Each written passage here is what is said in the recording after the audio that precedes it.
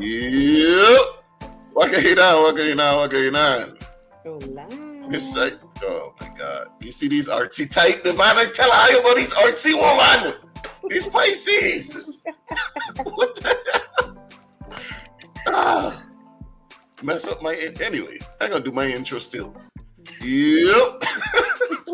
Good afternoon and welcome to another live streamed episode of A Different Day. We have a well melanated and moisturized episode for you today. Nisi is out again, and we have three fiery, dynamic, intelligent, and powerful women to fill her spot. Let's meet the ladies, shall we? First, we're gonna go to my left. Miss Shelly, can you introduce yourself and tell the people who you are, please? I'm Shelly Gumbs. Shelly Gumbs is my government name. I'm a crisis counselor. I do victim advocacy. I do mentorship. And so I'm just a community advocate all around in all kind of ways. I have a Caribbean mentorship program, but I'm director of crisis intervention at the Women's Coalition as well. And I do support groups, life coaching, and just all around make the world a better place kind of person. That's pretty much me. Oh wow, you busy. You're busy. That sounds good. I'm a poet too because Sayeeda's gonna say it. Thank you. And speaking of which, my favorite Pisces, Miss Sayeeda Carter. Can you introduce yourself, even though you don't need one?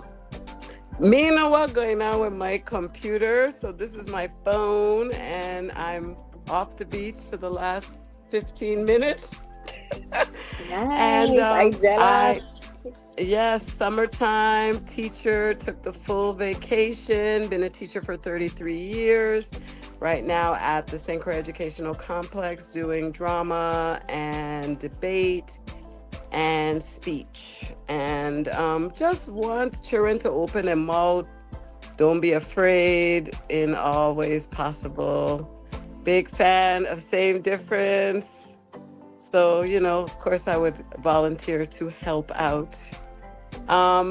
Just want to see St. Croix be what St. Croix could be. The VI be what the VI could be with a little less dirtiness. Yes. All right. And last but not least, we have Miss Favored Nyisha. Yeah, I'm Nyisha Richards. Born and raised Christian from home.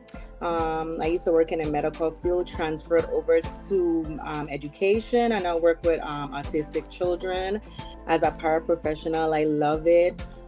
Just finished my degree in health and human services. I just love giving back to the community and especially our youths, because me growing up in the Virgin Islands, especially St. Croix, we had a real village. We had a village, I could credit a lot of teachers, a lot of people home that just helped me, that pushed me to be successful. And I think every youth growing up in the Virgin Islands deserves that. So I just trying to find my way how I could give back to my community. What can I do? And that's where I'm at. Awesome. Love it. Thank you, ladies, for that wonderful introduction. If you have never seen this show before, it is a 2-hour-long show from 4 to 6. We stream live on 101.3 Row FM, our Seeing Difference YouTube page, and the Facebook Live. So we cover local, national news, trending topics, and a lot more. And one of the favorite segments is the Skunt of the Week. We're going to get into that a little bit later, of course. And I'm glad that you ladies are here today, because often we get people on the show who can't really open them out, right? They scared of retaliation, which is fair, especially if you live home, or, you got a real career and you don't want it to be affected, even though it shouldn't, and they don't want to open them out. But I don't think we're going to have that problem today.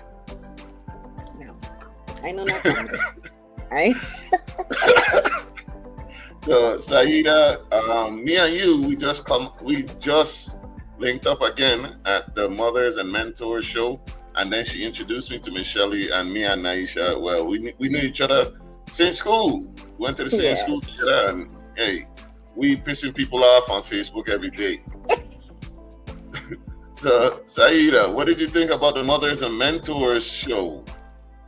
Honestly, anybody who's going to pick up their extra time and contribute to the community, creating an event, establishing a group of people that want to do something, that want to give back. That's somebody for me to be supportive of, in cahoots with. So I was really proud of DT. I don't know DT from a hole in the wall. All of a sudden, he started coming to my goddaughter's poetry events. And then he said, would you be on this panel? And I'm like, it's summertime. I'm not working full time. Whatever. If I could run my mouth and it could make somebody change a thought or an opinion, then I will do it. So I showed up, and once they said Ja was there, it's time to go. Miss Naima, Miss Chillingford. It was a great conversation. I think Nadia really got us talking stuff I wouldn't normally want to talk about. Yeah, for sure. From the jump, they hit us with some hard-hitting questions that I did not expect. I thought it would have been a little softer, but from the jump, they get me talking about my mother wounds, and I was like, oh, y'all didn't send me these questions. But it was dope. And Shelly, I know you weren't on the panel with us, but you were in the audience. You saw the whole thing go down. What did you think about the Mothers and Mentors mixer? I came because, like Sayeeda said, sometimes we just got to support the community, right? And a lot of people operate in silos. A lot of people have things to say, but they don't collaborate with anybody. And so I think for me, I make it my business to try to go to as many events that's going to build a community as possible, because I don't believe we work in a silo. And I think if everybody hold one head, we'll do better. And so I thought it was well put together. I thought the questions were fair. I didn't think they were really difficult. I thought what made them difficult was the fact that those are things we don't talk about, but they're things that we need to talk about. So I was really happy about it. And I like the fact that, he said that he's coming from where he wants to make a difference. You know what I mean? And when we as a people want to make a difference, it makes a difference. Absolutely. True. Yeah, and it's definitely... I don't talk about my background and my mother, so it's topics that we don't talk about normally, but we did, and I was sweating a little bit up there, I ain't gonna lie, because, like I said, these are topics I don't talk about, but they are necessary. So I want to thank big man in the chat, King Sosa, aka DT. Greetings. We shouting out your event. It was dope. We appreciate the invite, and we need more of those. Rejoice, for I am here. Good day, all, Jerica, and on time. You're on time-ish. You're real close, but that's good. We appreciate you. All right, so we're going to get into it. Yeah, big up King Sosa, man. That was a dope event, and for the first time event, I think the showing was good. And it really let me know that I don't with me for real, because I ain't show up to my event and like that, But I digress. Oh, don't be jealous. A little bit. Give thanks, more on the way. Hey, Nyisha, what's going on? I go ahead and check out Sip and Chat, Keeping It Real. It is available where all podcasts are streaming. Check her out. It's dope. I was on there as well. All right, we're going to get into this. First, we got to do some good news and some events first. We want to big up the boss lady herself, Miss Lima Rowe, for her Posh Icon Award in media and for everything she does in the community. So big up Miss Lima Rowe. And this is another icon in the community, Miss Janisha John, bigging her up as well. I wish I could. Halima, that's for you. Just give it away. I wanted to send some love, some support, and a super congratulations to my girl, the one and only Halima Lima Rowe.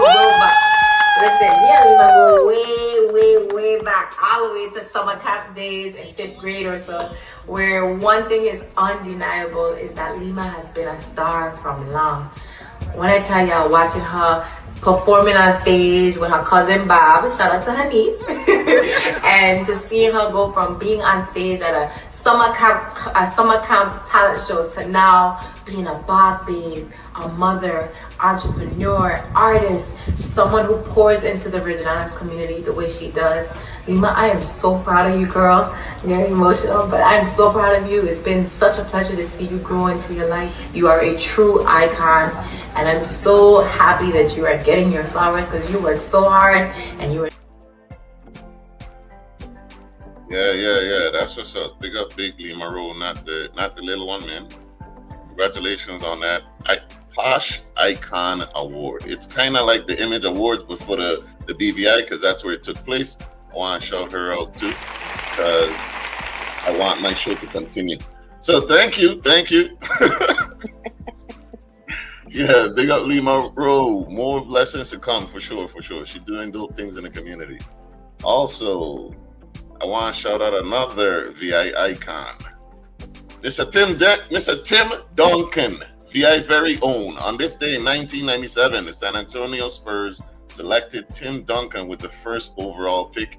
5 championships and a Hall of Fame career later, he remains one of the most impactful picks ever. Like I said, he's VI's very own. I want to shout him out as well on this day because he's still doing big things in the community and we love it.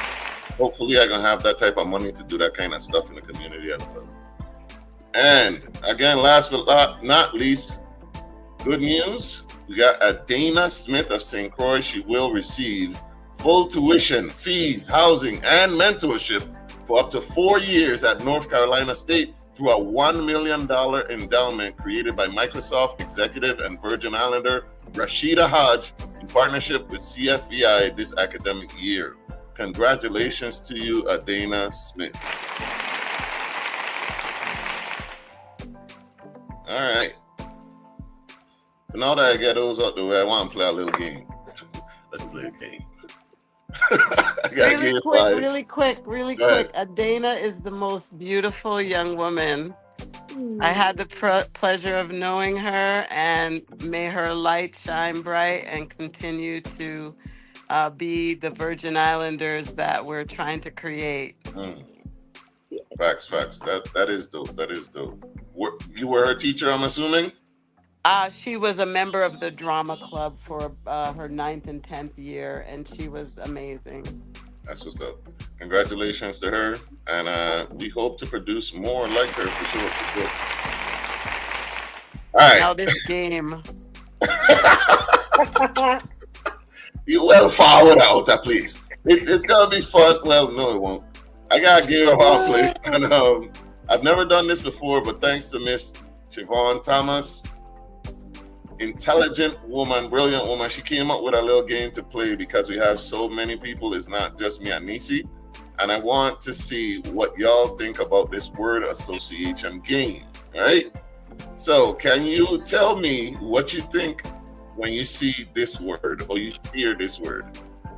Teachers pay. What comes to mind? Whoever want to go first. Insufficient. Yes.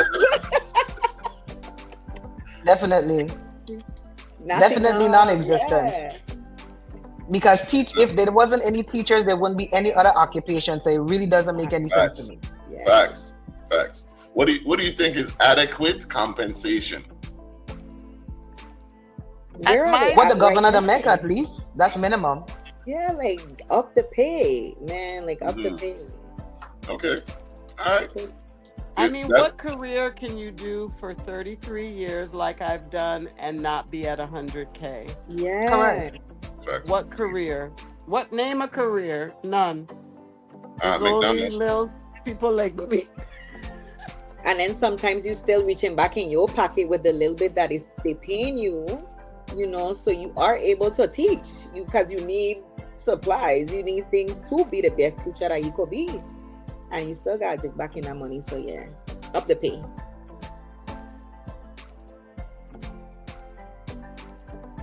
We've lost you. What the governor makes. Okay. Correct. This your student, right? Naima said facts, Miss Carter. Up the All pay. right. Let's post this next one. What comes to mind immediately when you see the words gun violence? That's a tough one. That's like a dagger for me. That's a dagger for me because I lost my kid's father to gun violence. Oh wow. So that's like a dagger to me. Condolences. Yeah. So he it's comes something. So he comes to mind when you hear it. I'm assuming. Yeah, and the whole community, because we know a lot of people are affected by gun violence, from children to adults. it affects the whole community. Yeah. It does. You know, and so like we run a wall of remembrance September 25th every year because that's National Day of Remembrance for Murder Victims. And the Virgin Islands, well, St. Croix, we have nearly 1,000 names on our list, and that's just St. Croix alone. And we only started counting from 1999, and the missing people's names are not on there. There's a lot of things that are not on there. So for me, gun violence is equivalent to hurt and pain. Yes. What's coming for me is normalized. Like, why is this normalized? Like, why are we thinking that this is okay to be one of the most murderous communities in the world, like per capita? Like, this is not okay. Like, yeah, there's an Office of Gun Violence. I believe they have an event coming up. Like, step into your community. And if you know something, say something. We have to find better ways to do conflict resolution. We can't just kill off one another. You punch somebody, you knock them out, then 20 years later, you and he there by the bar cooling, sharing a drink. Remember when I beat your mother? Blah, blah, blah. But now, because everyone is a gun man and they pick up the gun, that 20-year later recap can't happen. So it's too normalized. It's one of the number one things that truly disturbed me about living home.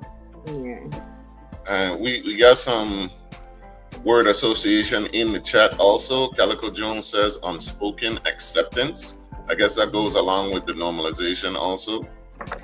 Glorification. I think rap music, maybe, and like that's a big glorification. And even like, I remember there was this video about the type of man that, you see, the type of man that a woman wants, bad man she loves. Hey, the gunman she hold and stuff like that there. And like, when you ask younger ladies what type of man, and I guess maybe you can attribute that to wanting protection and thinking along that lines, but it is a glorified thing to be a gunman. And so we got to change that for real. We do. Aaron says gun violence can be associated with lack of emotional intelligence, lack of conflict resolution, and lack of de-escalation. An old man shot an old man this week. Yeah, we're gonna talk about that. That did happen. Rest in peace and condolences. Also, I want to comment on the fact that you see somebody's child, because everybody you see is somebody's child. You see somebody's child down on the ground, and the first thing you think to do is record it and post it like it's content. I hate it. I hate it with a passion. It's become normalized because we're desensitized to violence. There it is. I hate it. The desensitization to violence is too deeply rooted. I agree. And I blame social media for that because of all the information that we consume. I don't think that's our brain was ever meant to consume this much information at once. I don't believe it. To say we can't keep blaming the youth. No, we have to blame the people that have raised the youth that we're here now. Sex produces children, not parents. That's a bar. That is a bar. Where you get one there from? I say it all the time. I like that one. I like that. Yes, Bring back absolutely. shame. We don't even react the same to gun violence. We don't even flinch. Quick statistic. As of late June 2026, there have been at least 20 homicides reported in the USVI. The territorial total includes 10 homicides on St. Croix, 10 on St. Thomas, running neck and neck. Now, those numbers may seem small, but that's why the words per capita is very important. And it's 24 today, 13 on St. Thomas, 11 on St. Croix. Oh, man. And that's over the past couple, weeks? Days. Days. All right. All right. This one going to be a rough one. All right, ready? What do you think about when you see this word?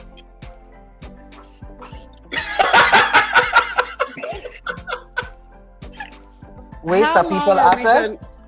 How long are we going to continue to just leave this in the hands of Coach Foy. Like, everybody got to be out there and just make noise. It's not fair. We have also normalized that we're going to be without electricity. That this Yeah. is just being that this is 2026. This is not 1926. Like, electricity should be a given in most and every community by at this point. Obviously, you're going to have some real far-flung places.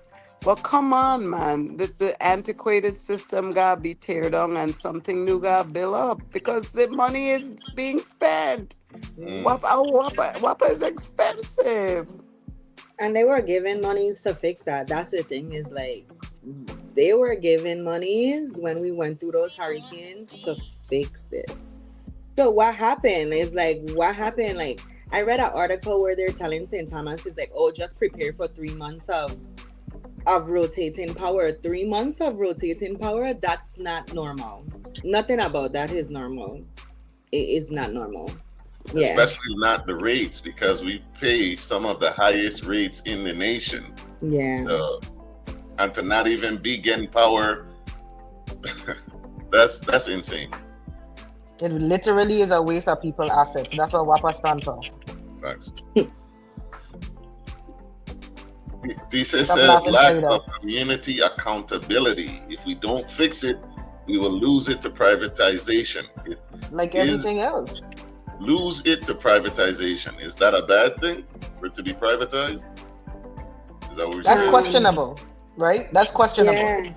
Because you don't want to lose your autonomy. But if the people who are dealing with it are not doing anything with it, then, put it with something that at least the service is provided. There you go. True. Yeah. Jerica and this fire burn mentality. Jerica says, burn it down at this point. We might as well be without power voluntarily. What do you think about that? It's frustrating. You really start And, because yeah. people losing groceries, appliances, and these Appliances. things are not replaced. Like WAPA does not replace these things. No, they don't. My They mother don't. got 2 refrigerators in her yard, dread. That That's Wappa My don't burn stove out. and my AC. This is the second time around. 2 nice refrigerator that this woman pay over $15, close to $2,000 for. Wappa done burn them out. What can she do? Go get another refrigerator. That's That's all. crazy. They don't even give credits because they couldn't afford it if they No. were to give credits for time without service. They don't. People in St. Thomas were still complaining that after those blackouts they were going through, their bills came higher, actually. After those blackouts, their bills That's came crazy. higher. Yeah. So, Yes, then we are saying we are not competent and other people will fix it for us and have our power in their hands. That's in regards to him saying if we don't fix it, we'll lose it. but what do we do when you reach the wit's end and you're trusting the people that we say, okay, our own? When we reach the point that we're continually trusting our own to do the best for us and they continually show us that they're not, what do we do? What do we do? That people, it cannot be placed on the people backs continually. That's not gonna work. That's not gonna work.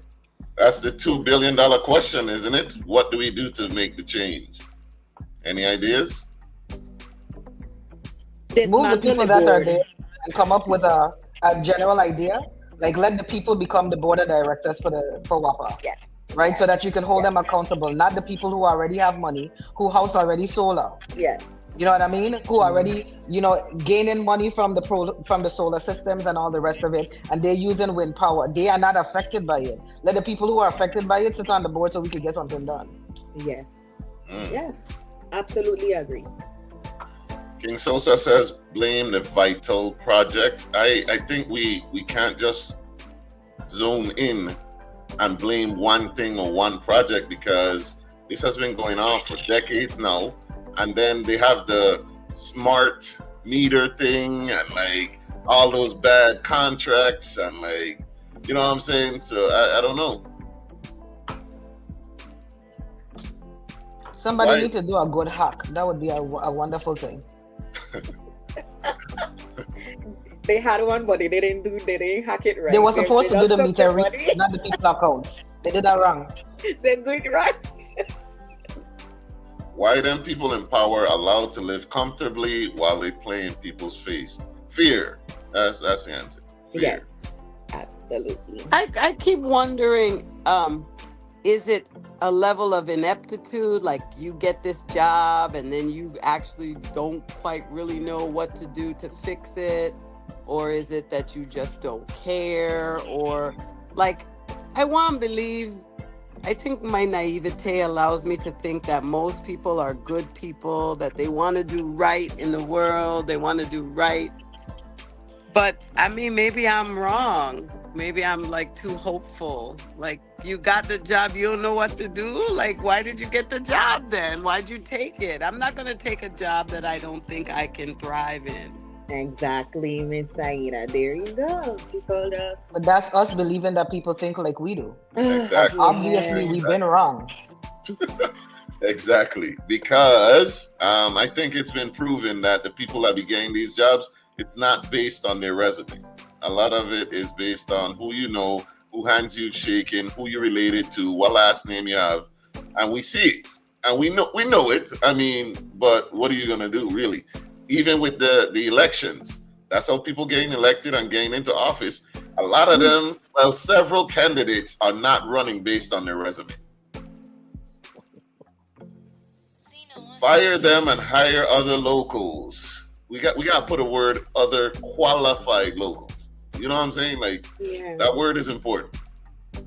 Other And there's caring people locals. out there that want to do it. There's people that's capable, but they're being looked over or they're being pushed to the side or whoever because they rather hire the people that are gone. I don't call them yes men and yes women. What I said to do, you do, and that's how we got it. They don't give no pushback.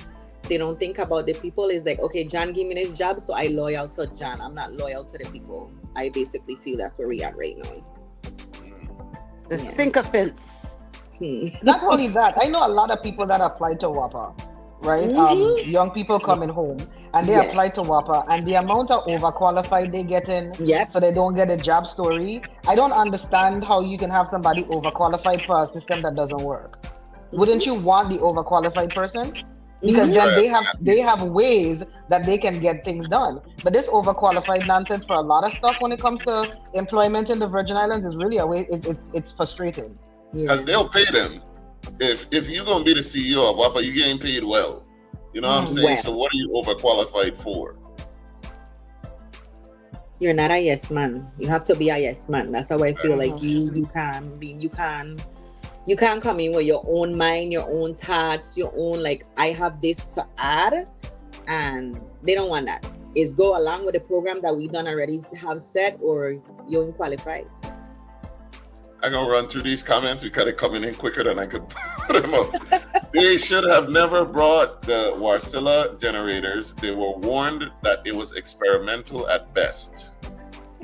Adding people to the board won't work. We need another company to come in and give them competition. Shelly, you want to respond to that? Because you were the one that said we should add some, local. No, we need to add people that are affected by it, right? Don't have the board be people who have all solar. Those people who getting their power cut off, those people who losing their groceries, put people that are not quote unquote the uppity on the board. Like put regular people on the board. Put the people that live in the housing communities, put the people that are directly affected, like that person that is a first-time homeowner, that they've lost their appliances and still have to pay their mortgage. Put people like that on the board. Okay. Calico says, I think they get hired and drink the Kool-Aid. I could agree. That's why I say it's a lot of things. It's not, we can't just point the finger at one thing, because I believe that they're the big people, right? There's people that genuinely come in and they're bright-eyed and bushy-tailed and they have enthusiasm and energy and they're ready to tackle this thing, and then they see behind the scenes and they're like, God damn! But then they need to expose it. Exactly, Exactly, expose it. And then who gonna fix it though? Because the ones that turn to expose problems, they get fired. And then that's all right. But if the information is out there, right? That's how change happens. Somebody blows the whistle on something, right? And because everybody now is aware that that's exactly what's going on, then you see the change start to activate. It doesn't activate if everybody is silent. Silence gives people permission to do nonsense. There you go. Yep. That's true. That's true. The job descriptions in the VI are not accurate. Plus, you can have experience in an industry. Politics is truly quite the mess here. Every part of your job is political. Agreed. Agreed on yes, man. They show you that if you say no, you are gone. Nothing significant was gained peacefully through history. There goes that firebomb energy again. They don't want to pay the people's worth. I don't. That's what I'm saying though. As CEO of WAPA, are you telling me Carl the Dark Knight ain't getting paid extremely well? I think he makes Absolutely. more than his homeboy. Yeah, absolutely. Yeah. There are people in WAPA that are not the CEO that make hundreds of thousands of dollars. I know of one at least. But then for it to be a faulty product. And getting paid that much, you can't justify that. But No. all right. Lack of maintenance is a Virgin Islands problem all the way through. I mean, check the schools then. So is the problem I done. I overqualified finished. or under loyal? I finish. Yeah. It seems like they see the VI as an easy come up. Yes, that's why we have all these fraudsters from Ohio and Michigan, and they be like, "Oh, an easy eat." But I digress. They do so much wrong and continue to get away with it for years. It's sad to say, but if we don't stand up for what we want as a people, others will continue to walk all over us. The question is, how do we do it, and how many of us are willing to stand together for an extended period of time to get this mission done? Woo. That's always the question, right? How many people are willing to take that risk? WAPA CEO is 300K. That ain't enough money That's more than enough money. to fail. That ain't enough money That's to. too much money. That ain't enough money to keep people in the dark. Too much money. What do you like to do? Why? Like, that's insane. Like, wow. Only the Dark Knight. I know of at least one person that makes 200,000. He's not the CEO, and he obviously getting paid more than he worth. Hence the shortcoming on the record. That's why I want to know you're overqualified for a failing. That don't make no sense. Well, I don't think the governor should be allowed to pick people to put on the WAPA board. I think they should be like Ms. Thing said, they should be picked by the people at the Virgin Islands. That's a problem we have too, because it's the governor who placing these people on the board. Like, he shouldn't have. I don't think he should have that authority to do that, because he's gonna do what's best for him. I don't think he's gonna do what's best for the people. I know. all right. Thank you. That was great. Here's another one I'm gonna throw at you. Refinery. What do you think about when you see that word or hear that phrase? Number one thing that comes to mind is environmental racism. Don't be gamed that this is the answer to our economic issues. This refinery has been killing us and will continue to kill us if reopened. Don't fall for the okie doke. Environmental racism. I agree. Calico Jones says savior. That's the word that comes to mind for him. Jerica says no. No. I don't even have a word for the refinery. A word that It's like comes a to mind. double-edged sword. Double-edged A word- sword. That's how I feel. What you call it? A double-edged sword is like. True. Yeah. You see how money to run us? Because there's a lot of people that don't care about getting cancer down the line if you could get some money today. Yeah. One word that comes Poverty to is a mind. screw. I'm Sorry. telling you. One word that comes to mind for me is ash, because I grew up in Aradias and Harvey, and if you remember the Hovensa days, you remember that there were days when the sky was dark and there'd be ash falling from the sky, and I was close enough to the Hess plant to where it would break my skin out and people were having breathing issues. So Yeah. It's I- environmentally, it's unsafe. But I think a lot of that goes back to the fact that nobody was monitoring it. You know what I Yeah. mean? I think that if the refinery was run the way the refinery was supposed to be run, we could have done better because it did create an income for a lot of people. But nobody kept it's back to the maintenance thing again. Nobody to check up on nothing. Right? Once it starts and they're making money, people just tend to leave it be however it is. And I don't think that's a good idea. True. I think we all could agree, like, as long as the environmental protections, the maintenance, and all of those procedural rules were followed, I think we'd be cool with it. Yeah? No? Yeah, No? there need more safeguards. There's more safeguards. I said no. There's a lot of things that needs to be cleared up.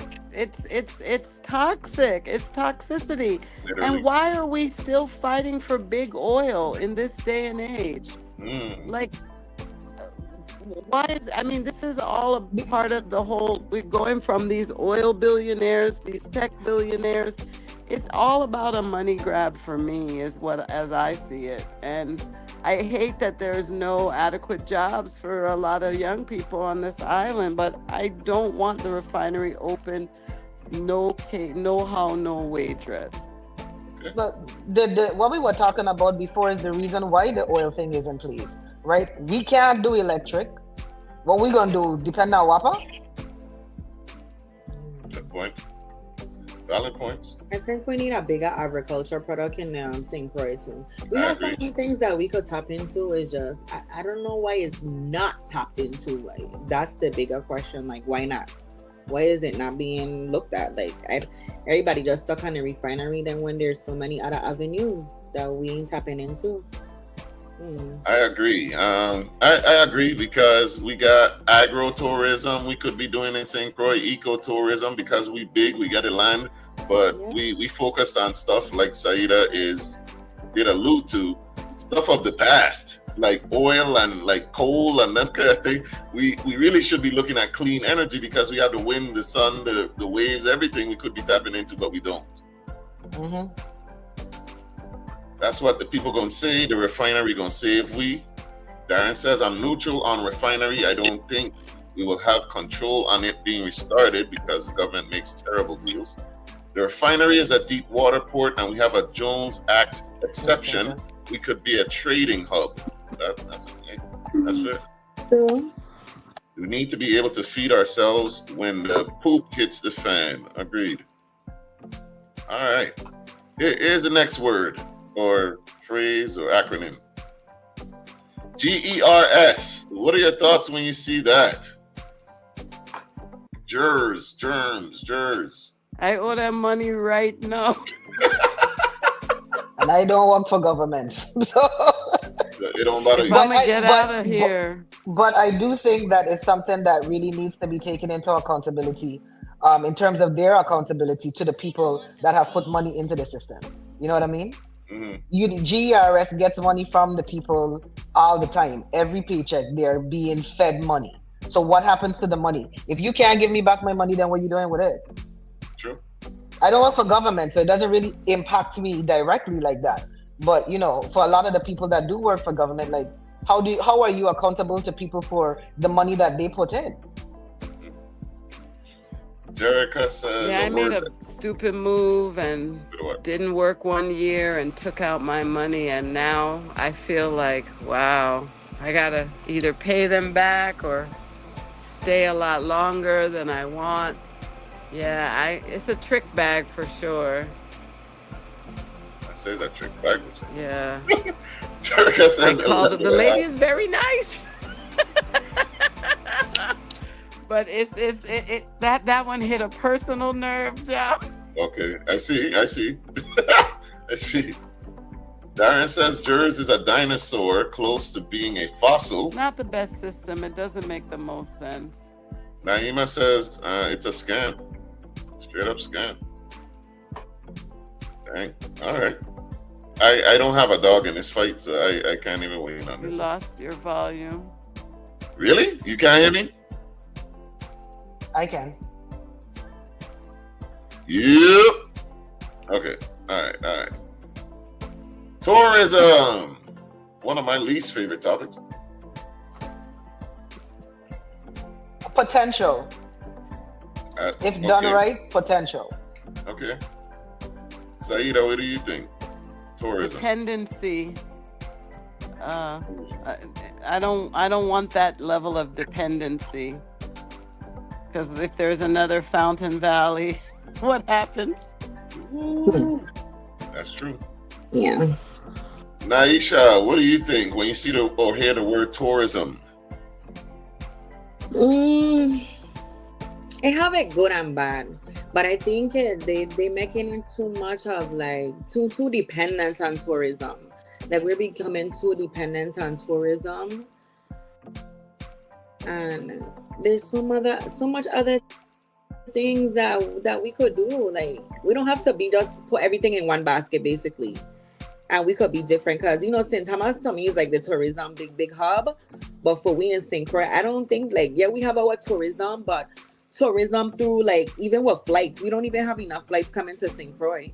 Like if you're gonna say tourism, like we definitely need more flights and more affordability to come to St. Croix. So it's like, I don't know, it's like I just want it to be so much more. We don't have to pile everything into one thing. Agreed. I 100% agree. Yeah. Disa says tourism is only good if we can't be bought out, which we've seen. We're being sold piece by piece. Unlike other Caribbean islands, we don't have sovereignty, so we will get bought out like Hawaii. Agreed. We don't even do tourism right. We don't even have a functioning taxi system or rideshare. Too much emphasis on it. We need to focus on cleaning up homes so that the tourists can benefit indirectly. I personally don't care for it. If the world closed down, we SOL.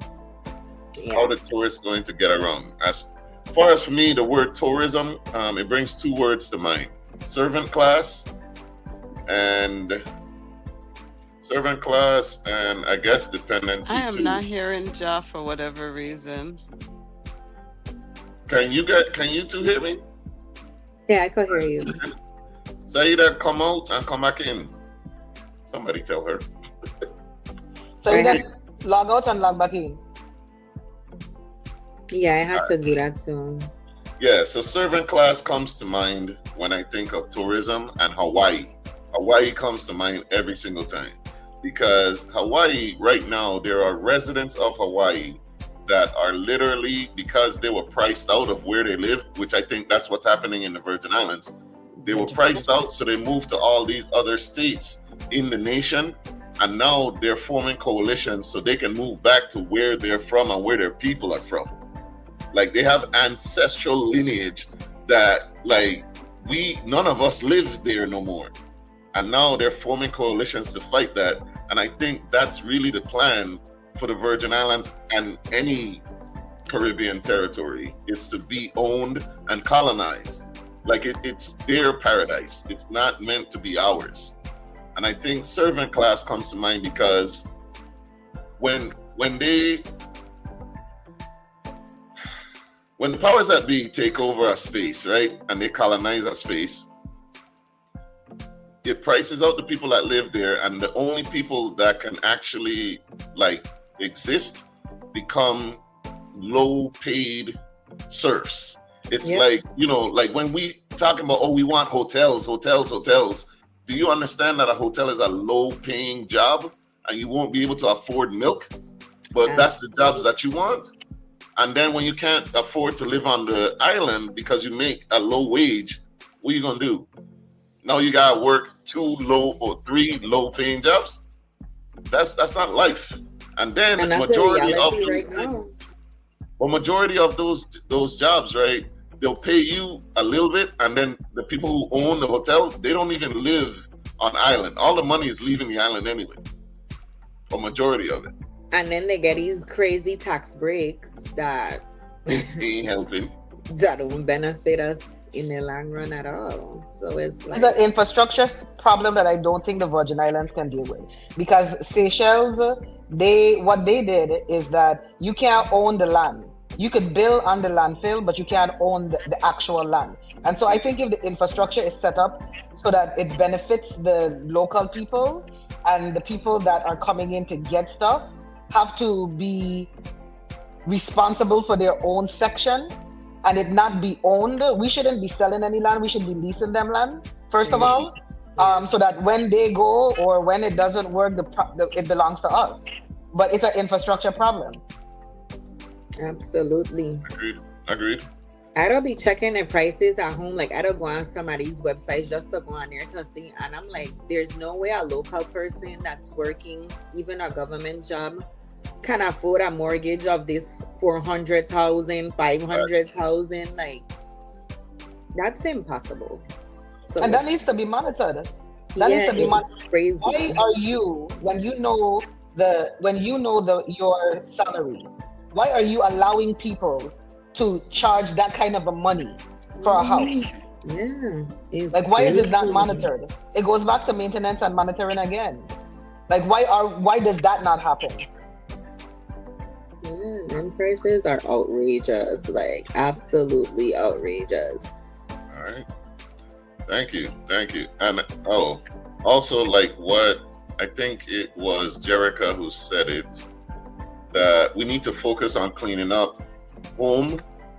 I agree, because I think if you don't even need to focus on tourism, because if you make home livable for locals, tourists are gonna come and see the space. Oh, this is beautiful. You're already living in paradise, and y'all happy, and y'all living good, and you don't have potholes that will kill your car.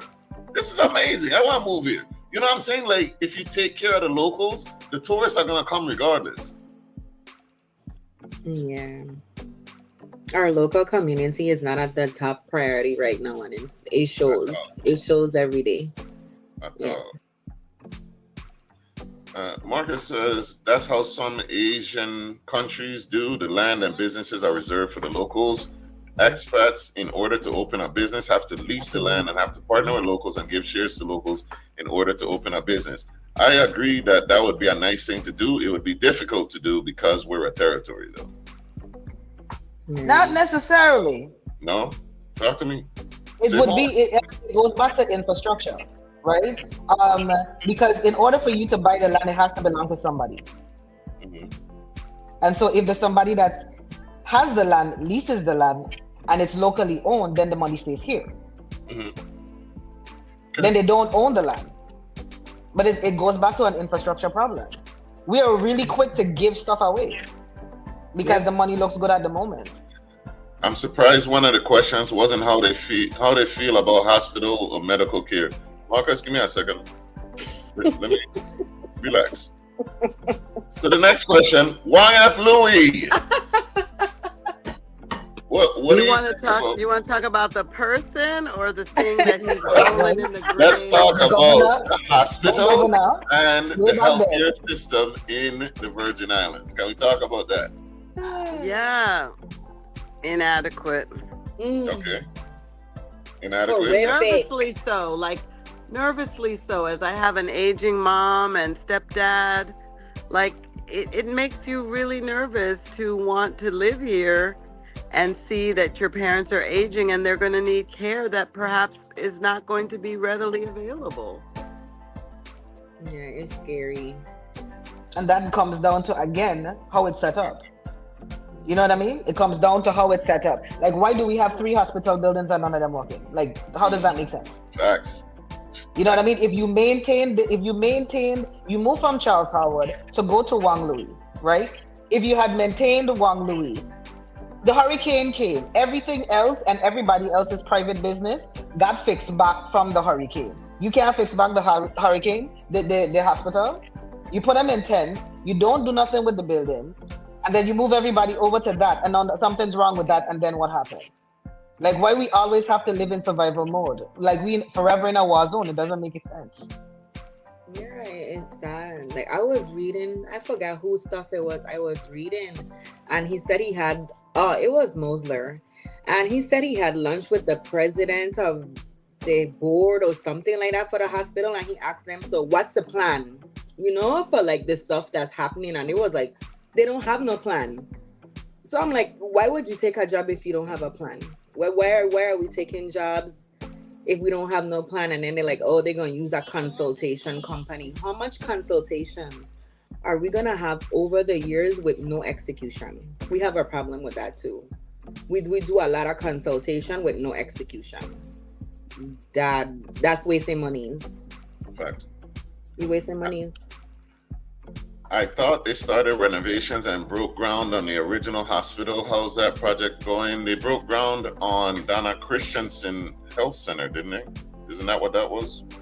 Now, I have noticed something. There's been a lot of groundbreakings, but what I found out is that doesn't mean that you started the project. No. It's just a ceremony. No. Which is Like, We crazy. like to have a lot of show thing. We like to show Yeah. things. We're very pomp and circumstance, and we're gonna have a groundbreaking, and everybody's gonna come for a photo op, and then check, nothing is happening. Like I don't say mama guys in and people and a lot of mama guys in it going on. It's like a lot of photo apps going on. Like we need execution. We are lacking execution in a lot of things in our territory.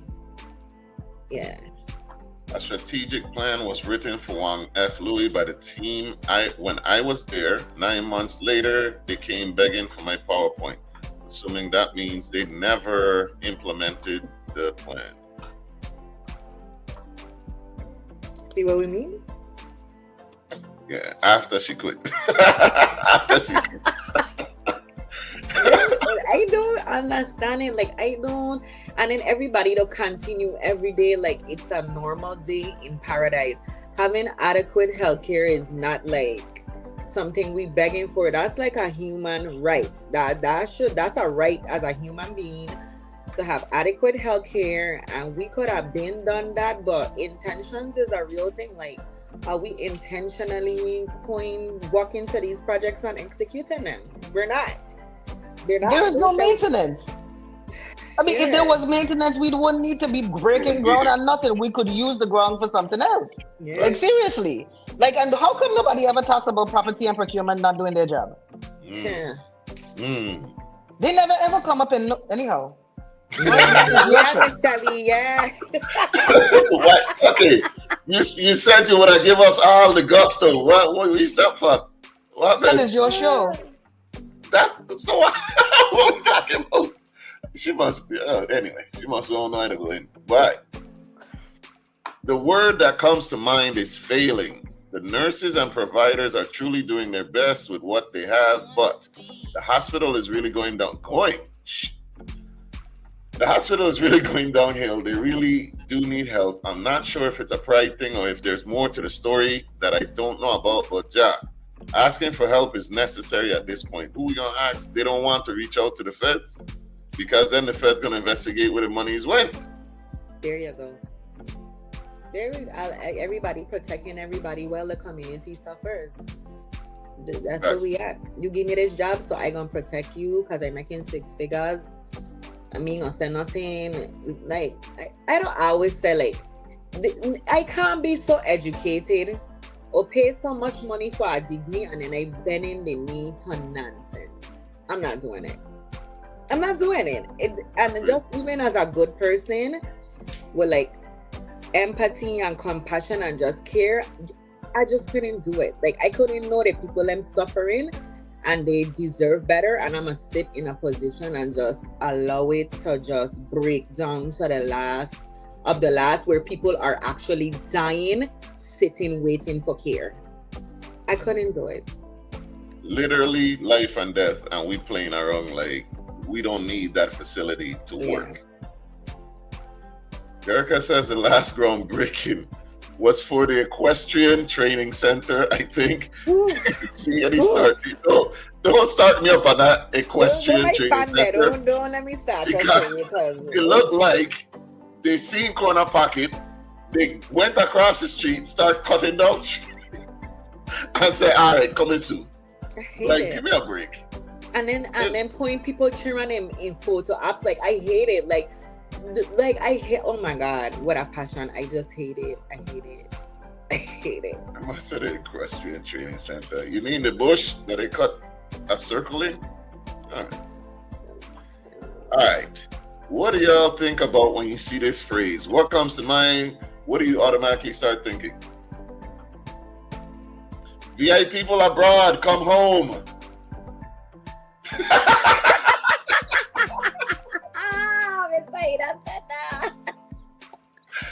I mean, it truly depends on your temperament and your ability to stomach nonsense, right? Like, and then just how strongly you feel about being a part of a substantive change in this community. Like, I remember my mom told me clearly, don't come here. You know, she told me, don't come here. And I mean, I'm glad I came, the people I've met, the projects I've worked with, and but at the end of the day, this a rough place to live, you know. This place here rough, so bad. Every time I move out my house, go to a grocery store, I think I picking up a couple of things and it's $75. And I mean, it's just if one of my children are sick and I'm there for hours at the ER, like I don't really question my sanity for wanting to live home. Like, am I a sadomasochist? Like, why why do I really want to live home far? Like, but then I meet these students like Adana Smith, the young lady who started our hour, and Ace Poya just had an op-ed, and like the children I meet and interact with are some of the best young people that I've worked with in the world. And I've worked on the East Coast, on the West Coast, in South Africa. Like my homegrown VI children, they give me the joy and the energy about being home. Nothing else. Shelly, you want to weigh in on that?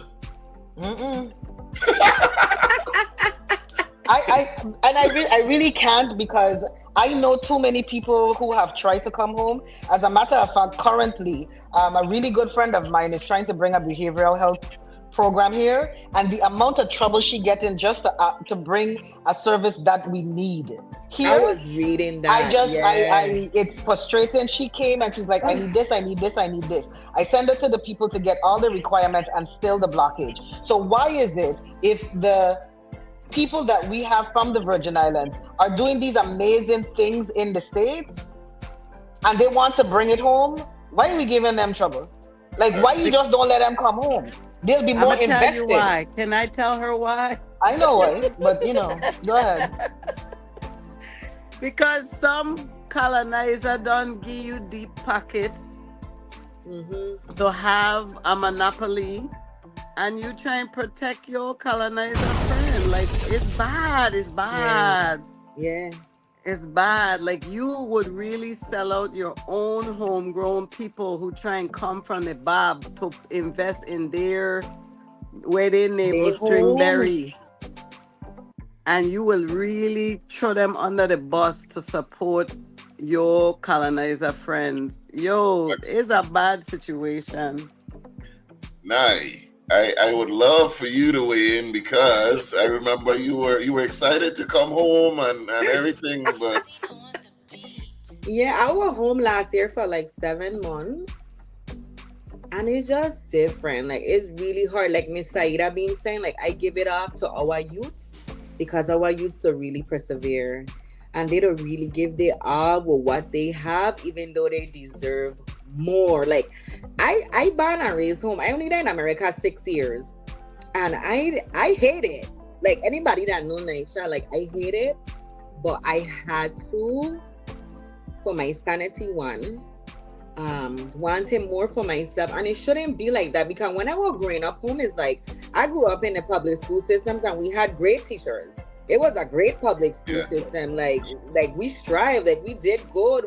We had, and it just now is like, it's like one group over here have this stuff going on, and then everybody else on the side is like, you gotta fend for yourself. And it just really sad. Like, it shouldn't be like that, because I don't feel like, you see them 2 hurricanes, I don't always said to myself, I feel like that would just come and broke up the place for we to build anew, and we failed at it. I wouldn't say we, but those that were placed in leadership to bring the people together and make it anew, they failed. They failed at doing that. We are worse off than when we went through them 2 hurricanes, and it didn't have to be that way. It didn't have to be. Instead of making it anew for local people to survive, to thrive, to really pop off, it became like a hotbed of disaster capitalism. Yeah. And everybody but us said they coming to Mecca eat. Mhm. Yep. And so Yep. said, so done. Yep. Like if you're drinking the Kool-Aid, you would think that there was something inferior about us. Facts. If you were drinking the Kool-Aid, right? Yeah. Obviously, we know otherwise because we aren't falling for the okie doke, but By that's design. what you would be led to believe. It's by design. Now, Miss Shelly, I know that you had like a prior engagement. No, I'm good. I called them. I told them I'll be late. You good? Love it. I mean, because the reason why I asked is because I went and I was shuffling in the background and I got another special guest to add to the panel. I can go. You on?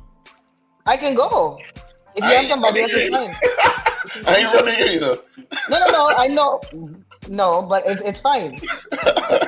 Hey, but I'd like to welcome my brother and fellow podcaster Marcus Norman joining for the second half. What going on? What going on? How's it going? How's it going?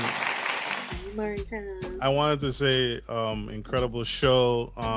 You ladies are fantastic, and thank you for having me in such a dynamic panel. Thank you. All right. Now, let me read some of these comments. Darren says, to ask people to move back with no plan equals gaslighting.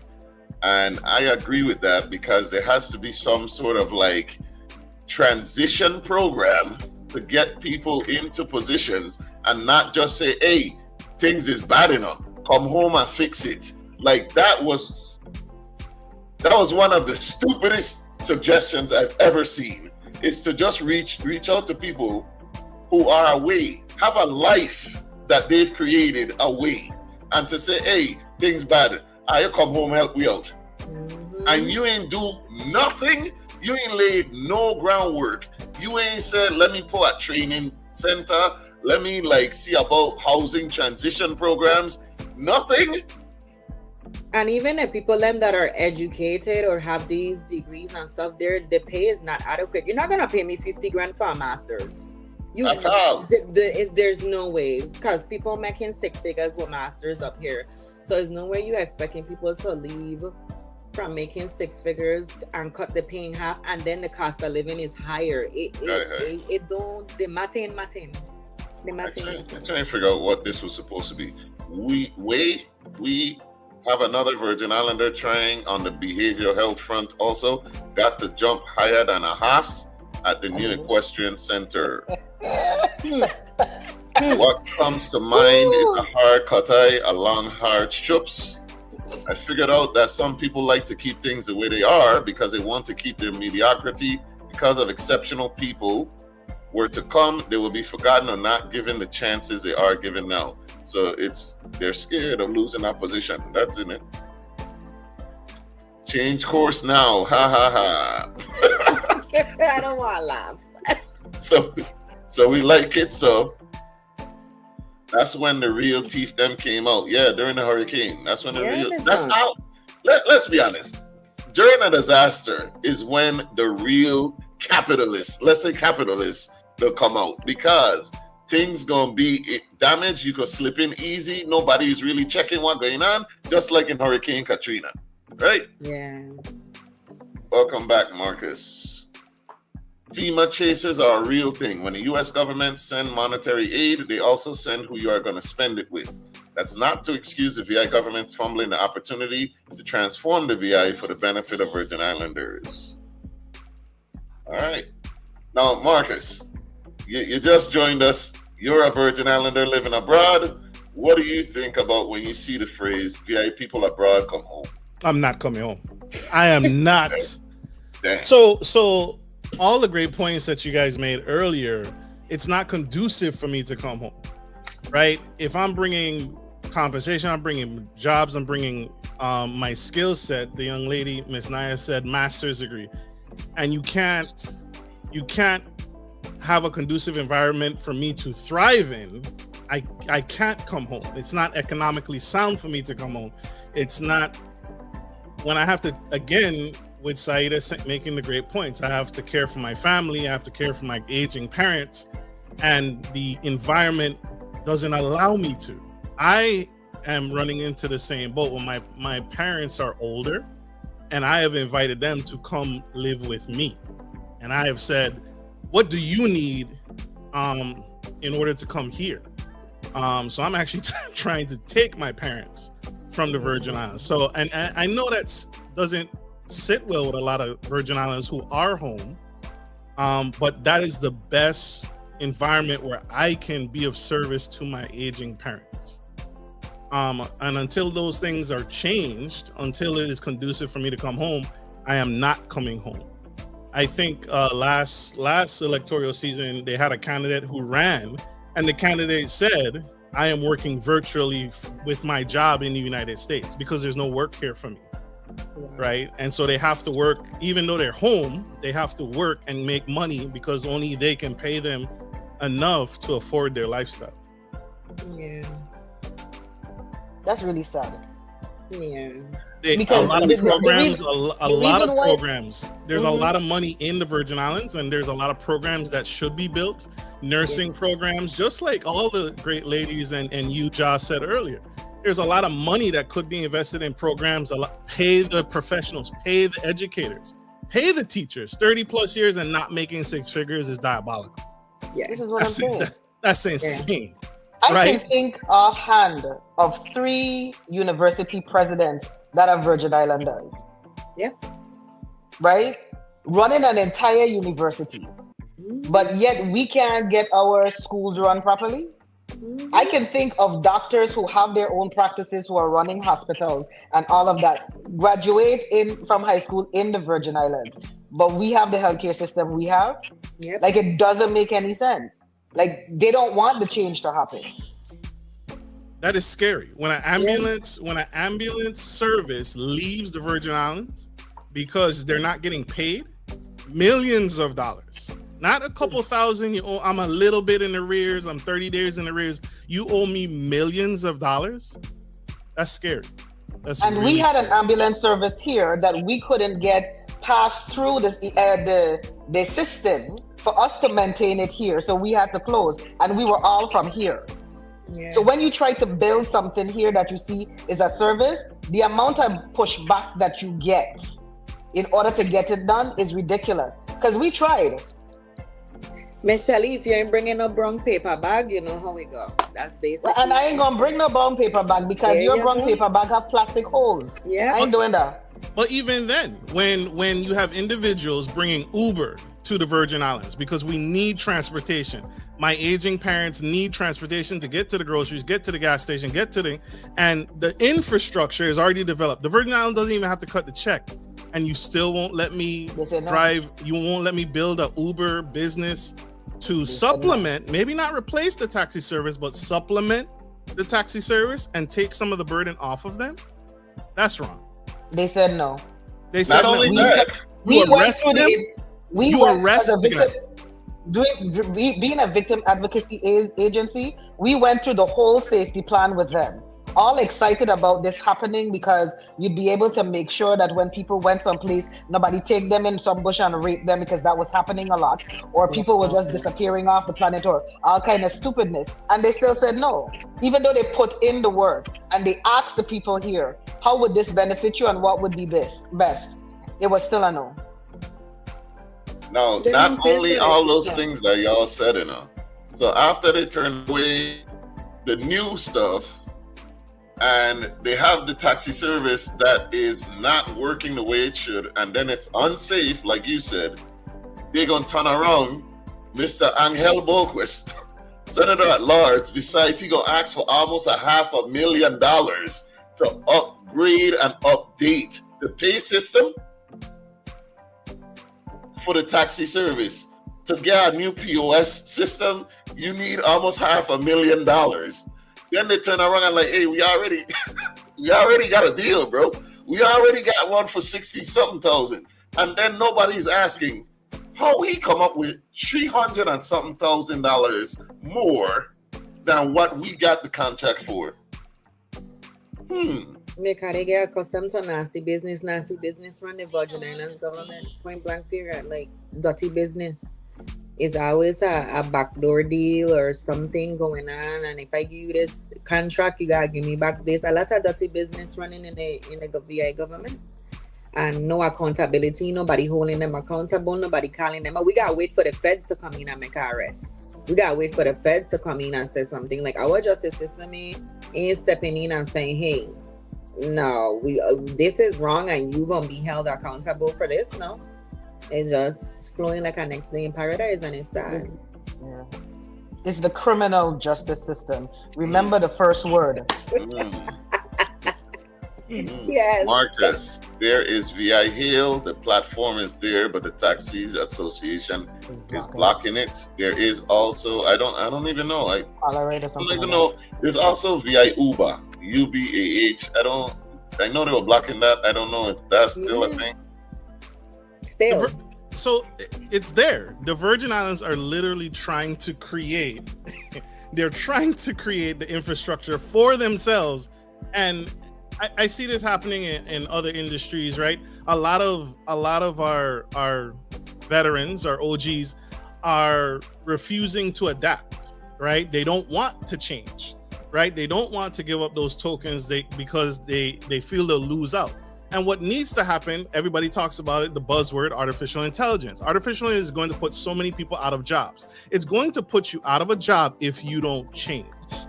If you can't adapt, if you can't change your mindset, and you need to stop with this mantra of I'm an old dog and I can't learn new tricks. You need to learn new tricks. AI, VI Hail, taxi services can work together with those programs, and you might need to learn a new trick or two, but you will lose your job. And that's what, and so your answer is block it. Don't replace what's broken. That's the answer. That's terrible. Work with me. Work with its locals are creating its own programs. They're trying to literally save their own ship. We are trying to save our own ship and creating systems, and you're blocking it because you don't want to innovate. You don't want to change. You don't want to learn something new because it scares you. And it all works together. Education. There needs to be a nursing program to assist in creating nurses. And I think in a previous show, you all ladies had said something to that effect. Well, if I educate you and I spend the money and I invest in your education, how do I get you to stay? How do I ensure that you stay here and use the talents and the gifts that I poured into you, at least for a certain amount of time? I don't want to keep you here in perpetuity. But can I get you to invest back here and use some of those nursing skills here? And then that leads into, well, where am I going to work? Now I got my nursing degree. Where's the hospital? Oh, you don't have one? Okay, where am I going to work? I have to. It all connects. It all connects. All right, let me get to some of these comments here, and we can weigh in on that. Cause them taxis sure as hell don't run after sundown. They sure Did they as hell ever used to? When a ship is in. They used to what? Run after sundown? Yes. They used to. Mm-hmm. Yeah, they used They to. did. Okay. Because most places used to close at 9, and so they used to run for people to get home. Yes. Yes. But if the cruise ship in now, you ain't getting no taxi, whether it's daytime or not. So what about club hours? So after 9, you're just screwed. If you're Pretty close. much. You need a ride. You You don't walk. You need a best have ride. a friend with a car. Exactly. So help us understand how Virgin Islanders abroad should come home when transportation, meaning flights from abroad, isn't even available to the majority of Virgin Islanders that would like to come home. Make that make sense. How are Virgin Islanders abroad supposed to come home? Where are the homes? If majority of us were supposed to come home, make that make sense. How are Virgin Islanders supposed to come home when the system itself are failing the natives in the Virgin Islands? Make that make sense. It doesn't. And we can't reconcile it. That's for sure. It must be a way for people to stay part of it and still make some kind of contribution to home. Even if it's just the smallest thing of gathering knowledge about what's going on at home and understanding, or checking in on the loved ones that you have here, seeing how you could be a source of support to them. But the thing about it is not everybody who left here and is elsewhere is doing well. They might be holding on with a thread in Babylon, like barely making it. So we can't assume like you ain't home, you doing well. You might not even be able to come back home for a visit. You're just living paycheck to paycheck in the Bob.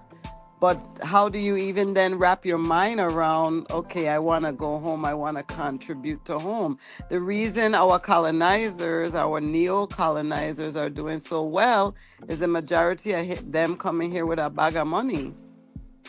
And that bag of money creates access, it creates friendships, and it creates an ability for you to make your way a lot faster than a Virgin Islander who may have had a moderate income, lived a long time in the States, and then, you know, don't have it to come home and make a big splash on home stage. And even if it's dirty money, even if it's dirty money, they don't care, because a lot of them don't come from America with dirty money, embezzle money, all kind of thing, but they don't care as long as you get that money. It's like, oh, okay, we see it, we saw it happen. Like somebody who was a criminal from America came and infiltrated our VI government. Like, are you talking about Epstein? Are you talking about Epstein? You could name literally 3 people that did that. Okay. You could name multiple people that's done that. Multiple. Like Epstein is just one. He's probably one of the biggest one that, you know, that had his paws in everything. But most recently, people are going jail behind him right now. And people were actually mad at the fact that people were going jail and be like, oh, he entrapped them. Nobody can entrap you.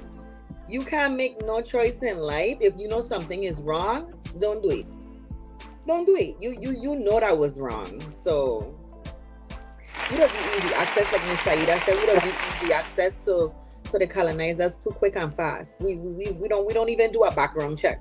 You get a little money or you get a bag of money, yeah, you good to go. I got you. You know. It ain't even the ones with money anymore, because now we got a whole bunch of using colonized. Now we have a whole bunch of white homeless people here. Yeah, it is sad. Most of them starting to move into the housing projects and all the rest of them because they have no money and they're telling you they're not going back to the States because they're not getting any benefits in the States anymore. Yeah. But it's either end. It's both ends of the spectrum at this point. Wow. Ja, you're but muted. I think we do believe in some kind of white exceptionalism too. Like we will cling to some ideology coming from somebody just because they're white. Yeah. Faster than we will check, you know, our local sister and brethren idea. You could have actually the same idea. And that person, you believe there's something exceptional about them. That's just self-hatred. Yeah, we do have that. And let me ask y'all this, right? So the opposite end of that would be to say, I will support my people first. When there's a job, I'm gonna put my people that are qualified in this position first. Now, how, is it racist or is it nepotism to do that? Is it wrong to say, I ain't going with nobody from off island or anybody that ain't local or any Caucasus Mountain residents? I'm going to go with the people that live here. What is something wrong with that? Something is wrong with that if they're not qualified, right? Because that means that all the overqualified people that were from here, that was in the States, that you bypass their thing because, you know, the nepotism and all the rest of it. Because that's really what the problem is. I don't know anybody that's been more qualified than our own people that have put in resumes that have not had somebody that is not one of us get hired. We don't take up spaces in America. We take up spaces up here in America, like in big time spaces. But for some reason, they feel like we are not adequate enough to take up that space at home. I don't know why. That's crazy. Yeah, I don't know why. All right, so I'm going to read these comments because Dwayne made some good statements in here. Our Attorney General is part of the governor's cabinet. The Inspector General doesn't have prosecutorial powers. So the IG does investigations, identifies criminal activities, and all they can do is refer the matter to the Attorney General, who works for the governor and is part of the same cabinet under which corruption is occurring. The criminal Absolutely. justice system. Yeah. Now, I had made a post right today. Does anyone else think that it's strange that we had a debate between 3 gubernatorial candidates and there was not one mention or one question asked, how do you think we can get rid of or change the culture of seemingly corruption in the USVI government? Nobody mentioned in that whole 2-hour debate that, hey, what are you going to do to root out corruption? There's been multiple investigations, indictments in this current administration. One of the gubernatorial candidates is currently second in command of this administration. And then somebody pushed back against it and say, hey, this was a debate. It's not an indictment against the administration. I'm like, this is my people, you know. This is people that look like me. That's a legit question because That's a legitimate question. And you pushing back against me on why we didn't ask about that. That's not a concern of the people? It's not a concern of those people. Yeah. These people are strange. It's strange. Yeah, a lot of people want to leave. They want to leave space for their chance to get a little something. Exactly. Silence is permission. Yes. Silence comes across as permission. That's why victimization is as high as it is. Yeah. Crazy part Nobody is wants to say who did what, right? I mean, and we're doing it. We were talking about gun violence. Get to the corruption. It's the same thing. Nobody says anything because everybody's afraid of the pushback, right? But if we keep being silent about the things or talking in the places that it's not going to have an impact, it's going to continue to happen. Because they're going to be like, oh, we just need to, long ago, you just need to have a fish fry and then everybody going to vote for you. But, you know, when do we start to hold ourselves accountable too for doing the nonsense? Yeah. Agreed. Crazy part is I was just in Puerto Rico last weekend and taxi drivers was also driving for Uber. It's crazy how taxi drivers fighting it down and politicians folding under their pressure. And taxis getting around paying taxes because of gross receipts, so they're protecting tax-free money. Number of taxi drivers stopped working at night because they were getting robbed. True. Yeah. That'll do it. That'll do it. Yeah, I mean, but they should have switched to a cashless system a long time ago because it's 2026. But whatever. Oh, and also about the coming home thing, right? So me in Babylon, in the States, I don't carry cash. I hate cash. I hate coins. So I could exist without pulling out money. I really can. However, I just went home. And first of all, it's hard to find an ATM. And like they will have an event, right? I feel like everything is more difficult home. There's at least 2 extra steps to what I would have had to do if I was in the States. And it is frustrating. Because if you have an event, right? Let's say you have a cash bar. You know what else you should have? An ATM. Yeah. If you have an event and most of the places there if it's a huge event and most of the places take cash, you know what else should be there? An ATM. But they'll ask for cash and just expect you to have it. And it's like, it's the year of our Lord, 2026. My phone, my wallet is my phone basically here in America. It's crazy. Like even I don't be telling myself like, Nyisha, you getting too thing because I pay for everything through my phone. I don't even pull out my cards anymore. Like I use my phone to pay for everything. And I think like our systems too are so behind. Like we're so behind, and like Marcus was saying, I think it's by design. Like people are afraid of change. I don't know why. People rather hold on to the same old. Like we staying behind while the world is moving ahead. The world ain't gonna wait on we, you know. They ain't gonna stop because we don't want to do it. Like they're gonna keep moving ahead, and then we stuck behind. I don't know what it's gonna take. I don't know what it's gonna take. I really don't know. I really don't know. Going home, it really is. Sometimes it'll feel like you're going back in time, then, man. Like the land seemed like it stood still at one point, and I don't like that for my people, then, man. Like you want cash only, and I don't carry cash, and then coins, the man. They don't disable the penny, you know. The penny is not even a thing anymore. No, But it's still 1999. Yeah. What you want a penny? You really want a penny from me? You want exact change? Okay. This trend started over 2 decades ago when cashless payments were not prevalent. The trend never reversed. The white exceptionalism is incredibly problematic here. How do we attack that? How do we get to the bottom of that? Any ideas? Anybody want to weigh?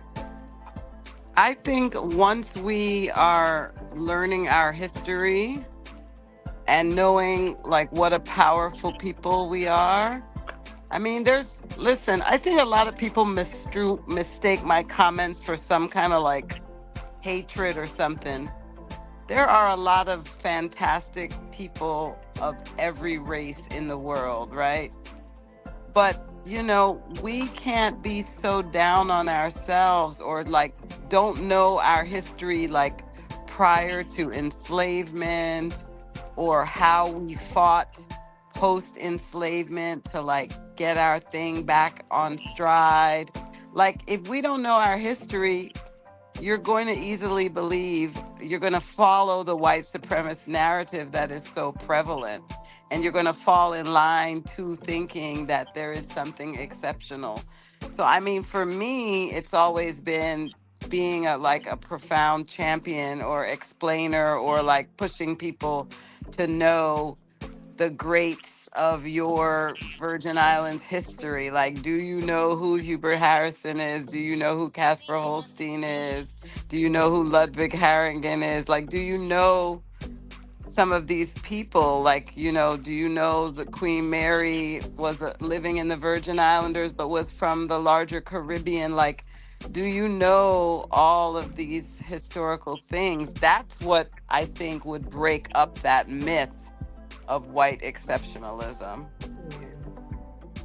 I have a point to make first on that before I read this comment, before I get cussed. I think white exceptionalism, I think it was a learned behavior because even in the Virgin Islands, we are taught what white people use, what they like, what they do.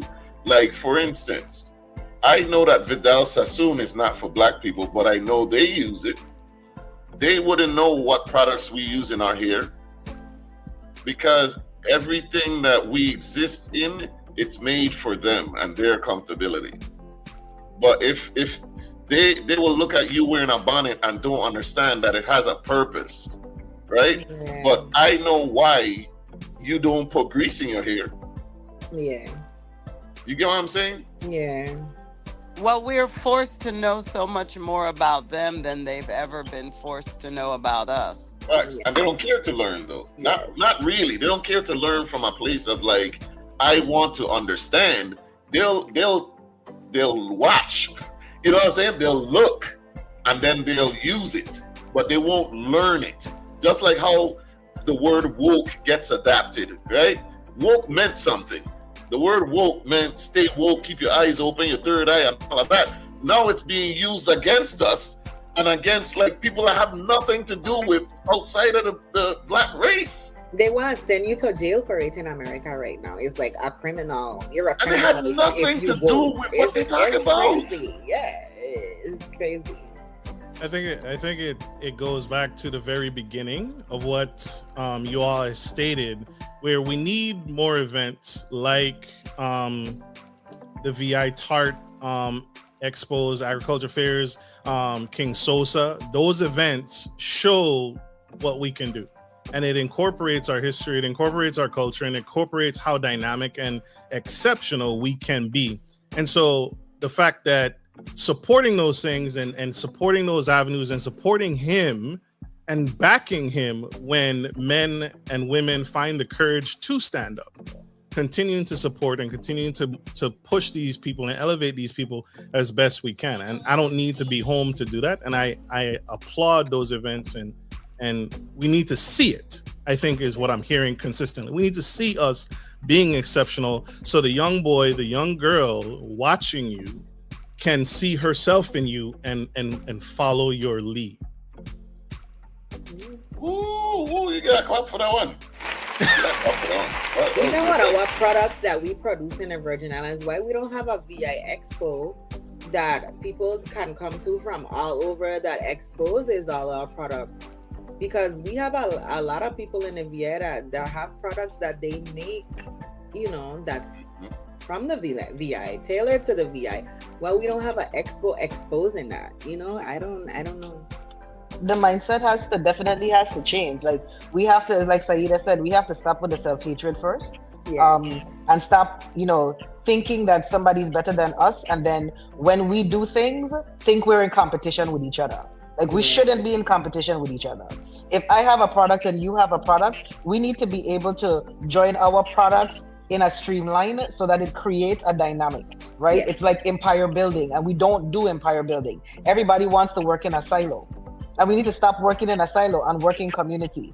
You know what I mean? The mergers need to be between us. We don't need to worry about whether or not Vidal Sassoon makes products for us. We make our own products. Mm-hmm. We need to use our own products. We need to spend our money with us and not be upset because, this one making more money than me, or this one is getting more, more exposure than me. We need to combine our strengths together.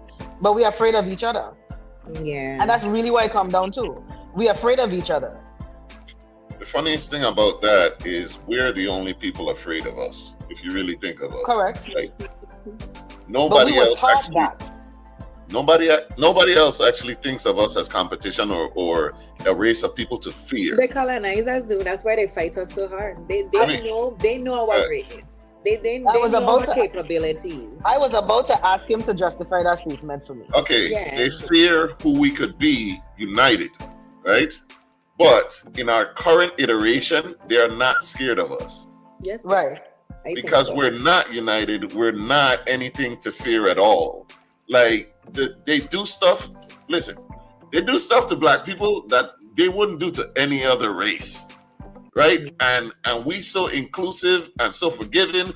And do you know another race that would not have come together? Look at the story of Botham Jean, right? A man is at home eating ice cream, smoking weed in his drawers. He comfortable. A white woman comes into his house, murders the man, and then claims the castle doctrine. Mind you, this is not her castle. And they give her, that was a whole case. That would not have been a case for any other person of any other color. But it's been set in America for us from long time.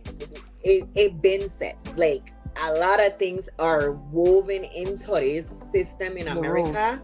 They've been built that way. It been that way. Like, we fighting against this. It get two systems. We see it every day.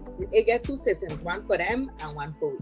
And it been built that way, and and every time we try to be like, you could check the history. Every time we be like, we gonna come together and we gonna do our own thing, they burn it down, they flood it out, they kill we, they take it from we, and history repeating itself right now. If we ain't paying attention, history is repeating itself right now. And only God knows. I don't know. I think that goes hand in hand with this statement. Naima says, I actually think Black people are some of the most studied people, but they don't study us to empower us. They study us to break and deter us. I think we're the most copied, that's for sure. Absolutely. It goes back to the fact that we have absolutely no belief in ourselves. You know what I mean? We feel that you have to understand, which is why I asked you to justify it, right, Ja? Is because you have to understand, if you can write a law that is specific to a race of people, you have to be afraid of them. Yep. right? Like they have laws for the control of black people. They're not really concerned about anybody else, just the black people. And their criminal justice system is based on that. It's only recently they started taking out the words. You know what I mean? So it's not that they're not afraid of us, but the Willie Lynch story worked, right? They made us so afraid of ourselves that we don't want to do anything. And then we call it inclusion. It's not inclusion. It's trauma. Yeah. No, I agree with you. So I guess what I'm saying is who we are now is not what they fear. They fear an idea of who we could be, right? But who we are right now with the pants sagging, they're fighting each other and all of that, they don't fear that. Nobody does, right? No. Like But they created it. Karens and Kens, the colonizers and stuff, if they feared us for real, even though they'll call the police because we gathered, right? If they feared us for real, they wouldn't be the aggressors. That's not what fear looks like. Like if you come into a space, if I gathered in as a community, I'm gathered having a barbecue, and you could walk into that space and start trouble as the aggressor, you don't fear me. You'll Right, because you're not scared of me. well, no, I'm scared of you, but I also know that I have a system that's going to back me up. Right? If you wrote your laws so that it targets me, I can come into I'm afraid of you. I don't want you there. So what I'm going to do is I'm going to come and I'm going to create a problem because I know that an entire system is going to come after you, and you by yourself is not going to be able to fight that. Yep. Okay. They create laws. They create laws. If that's how they're attacking us right now, through laws. They are bending and breaking every law. That anything we do that's of good, it's considered bad to them. And I can punish you through the law. That's how they've been doing it. That's how they've been doing it, through laws. Laws that we think that will no more, they bringing back old laws. Yeah. I'm watching it happen. Yeah, that's due to centuries of conditioning. We have to start breaking these cycles, but it's going to take consistency and time. Darren says, I disagree. They're only concerned and afraid of us black people. The guy who is the main author of Project 2025 has an African American Studies degree. An advanced degree at that. He did. He studied That's fear and entitlement. Mexicans back in 2009 were slated to outnumber white Americans by 2040, hence came MAGA and the new level supremacy. But yet, we don't, like, Mexicans don't even mess with us for real, even though that's why I keep saying they fear what we could be. But like, even the great replacement theory, it's a fear based that we would come into power and do to them what they've done to us. But that's not what we want. We don't want revenge. We've always wanted civil rights. We've wanted civility. We've never wanted revenge. And then, like, that's what I'm saying. They're scared of an idea of us, but that's not who we are. I don't think it's an idea. They know what we could be. We prove what we could be. We've been proven what we can be. They're the ones that always tear it apart, burn it down, do whatever they have to. We have proven over time and time again our capabilities, what we are capable of, and they will help and do everything to rip it apart. I mean, there's no America without the labor of the enslaved. Like, America as it is today is set in place as a quote unquote superpower because of all the years of free labor and terror that was exacted upon our ancestors. So they are like, oh, we have done these people dirty generationally. Are they going to turn around and have the same inhumanity? But and that's you should be very afraid of that. It should be. But it's highly unlikely that would be the case, because that's not, historically what we've been about. We've been trying to, just let us be on an equal footing. Let us have the same level of opportunities. But no, one were the people who created the wealth, and one were the people who benefited from the wealth. Yeah. Yeah. Have Well, you I love considered? the Have you direction of this considered? conversation. Have you considered, John, that the reason why they think that we're going to take revenge is because they know that if we become the people that we're supposed to be, they would be unnecessary? Mediocre. I Yep. I The think they already minority. feel that way because you only fear something that you don't understand or that you don't know, or you're afraid of it being better than you. And I think they're already there, but it's like the thing that they're fearing again is not, it's not, I think they fear what they would have done. You get what I'm saying? If they were in the position and they know that it's a crazy position to be in as a black person, to be like, you don't trust the police, they understand that if the roles were reversed, how they would have responded. We are not like them. They're not like us. That's the difference. So they can't see what we think. Marcus, you've been quiet. Hold up. Let me bring you into the conversation. What are your thoughts here, sir? No, I'm listening to the great dialogue, and I'm listening to all the great points. And I like what Miss Shelly, I like what Miss Sayeeda and Miss Naya are saying.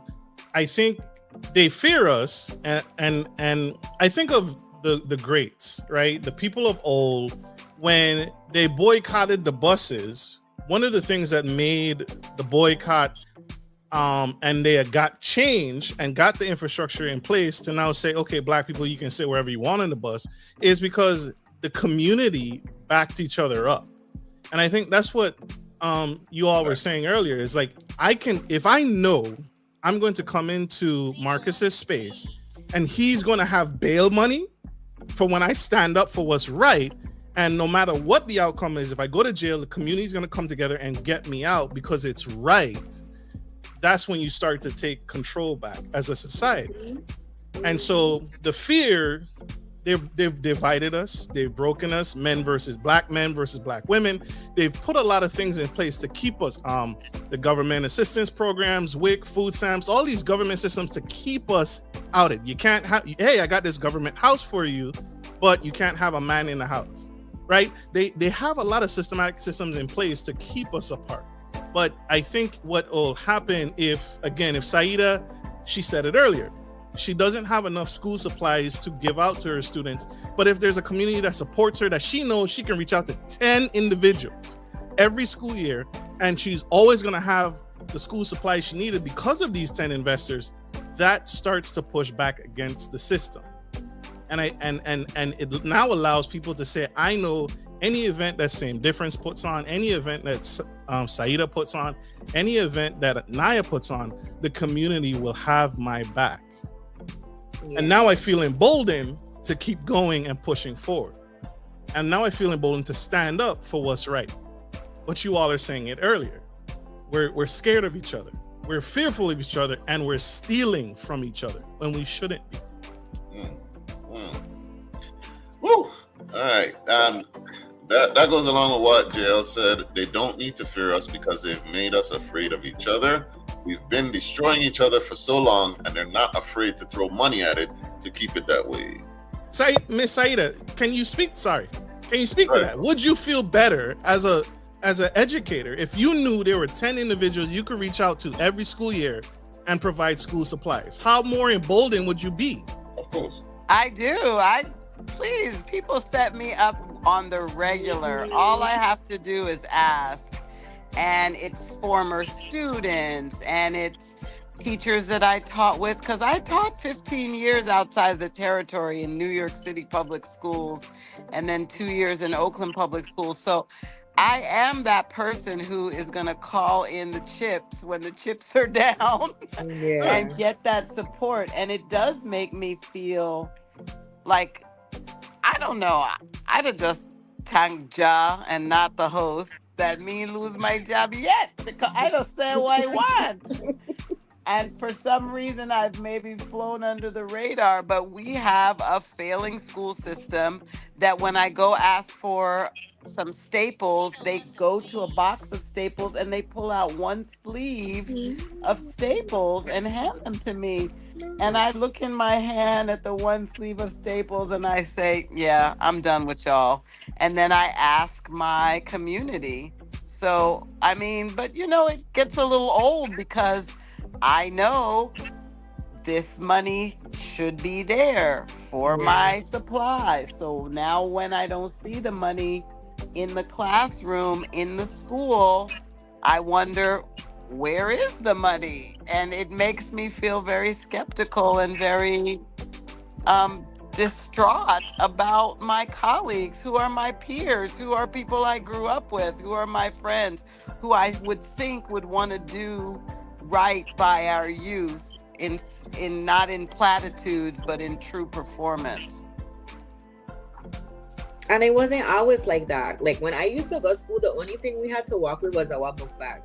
Like everything was provided for us. And I went from elementary to high school, and it was totally different. Like supplies were supplied, and they had less monies then. By who?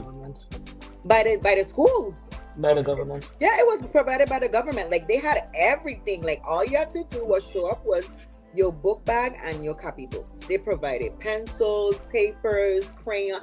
Like everything was provided through the public school system. So is it too top heavy? Is there just too many people at the top pulling these big salaries? Yep. I think it's very top heavy. I also think that instead of talking amongst ourselves, we spend a lot of money with outside consultants and buying programs that we think, let me just slap a program on it. And sometimes it's really just the turning up your sleeve and putting that energy into it rather than this program or that program, or let's buy this or order this, or let's bring this person to be a public speaker and they're going to speak to us for 2 hours and they're going to get $50,000. Like there's a lot of mismanagement, it seems, of funding. I'm not on the inside. That's a job I would not want. So I can't know exactly what's happening, but from my little classroom purview, something not right. Yeah, something is not right. So that's hey, sorry. Hey, this is not gentleman style. Relax. I was curious. Sorry. Look at the background. That's Ja. Different day. Hey.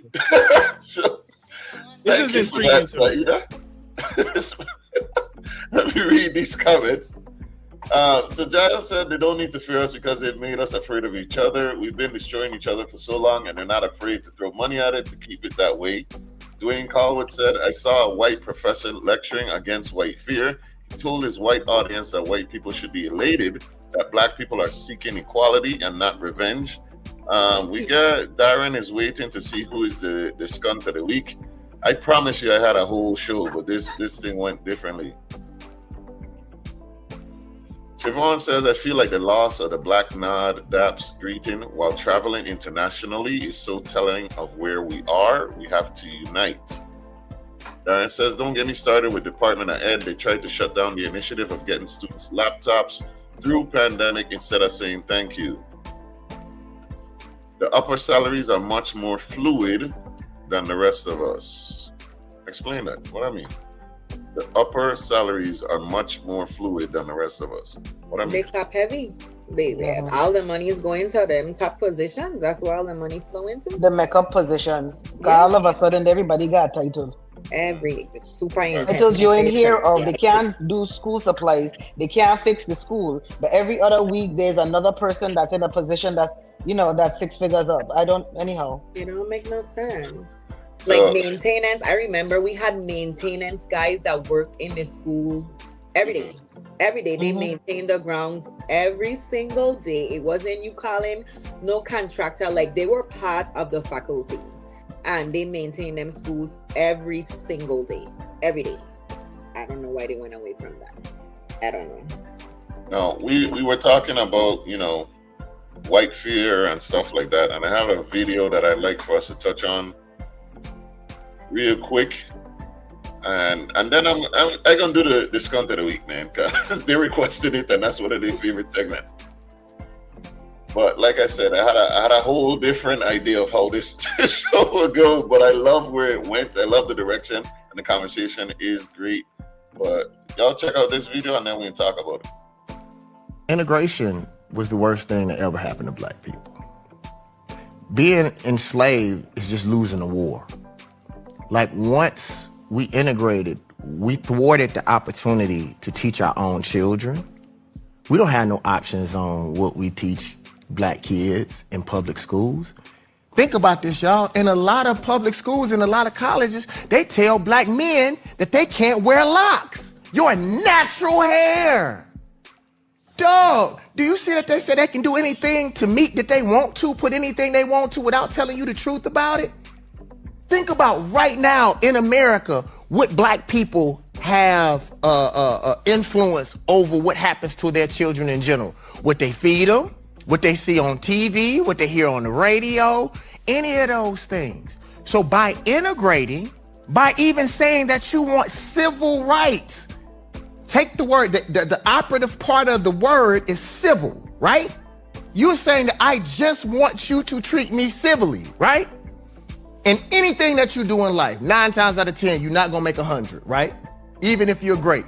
So if you fall short of civil, that means they treat a dog better than they treat you. I don't want civil rights. I want you to treat me like the God that I am. All right. Integration was the worst thing to happen to Black people. What are your thoughts on that video? Anybody?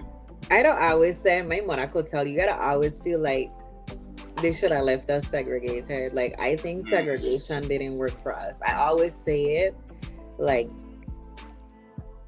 I just felt like we would have been better. Like, I don't know, like, amongst ourselves to build up ourselves, because the intentions were never good for us. If they had good intentions for us, then we could have said, okay, yeah, get rid of segregation, but the intentions were never good intentions. So integrate, let us come in and treat we equally. That was never the plan. So I don't think we were integrated. I think we were given permission. Yeah.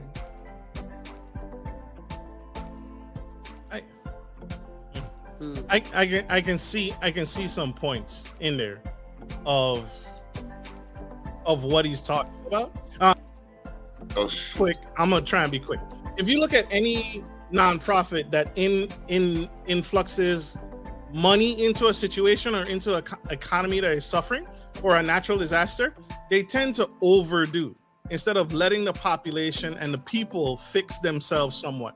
So you come in with your money and you come in with a bunch of gallons of water, but it prevents the local entrepreneur from saying, well, here's a fresh water system over here. I can create a business venture and bring water to my own community. When you influx too much, or when government intervention influxes too much, I can see some of his points, because it tends to overdo and it shrinks an economy and it prevents the people from helping themselves somewhat. So I can see it. If we're not integrated, then guess what? It allows the community to invest in itself. Black people to invest in themselves, their own school systems, their own public transportation. And so I can see he's making a compelling argument. I can see it.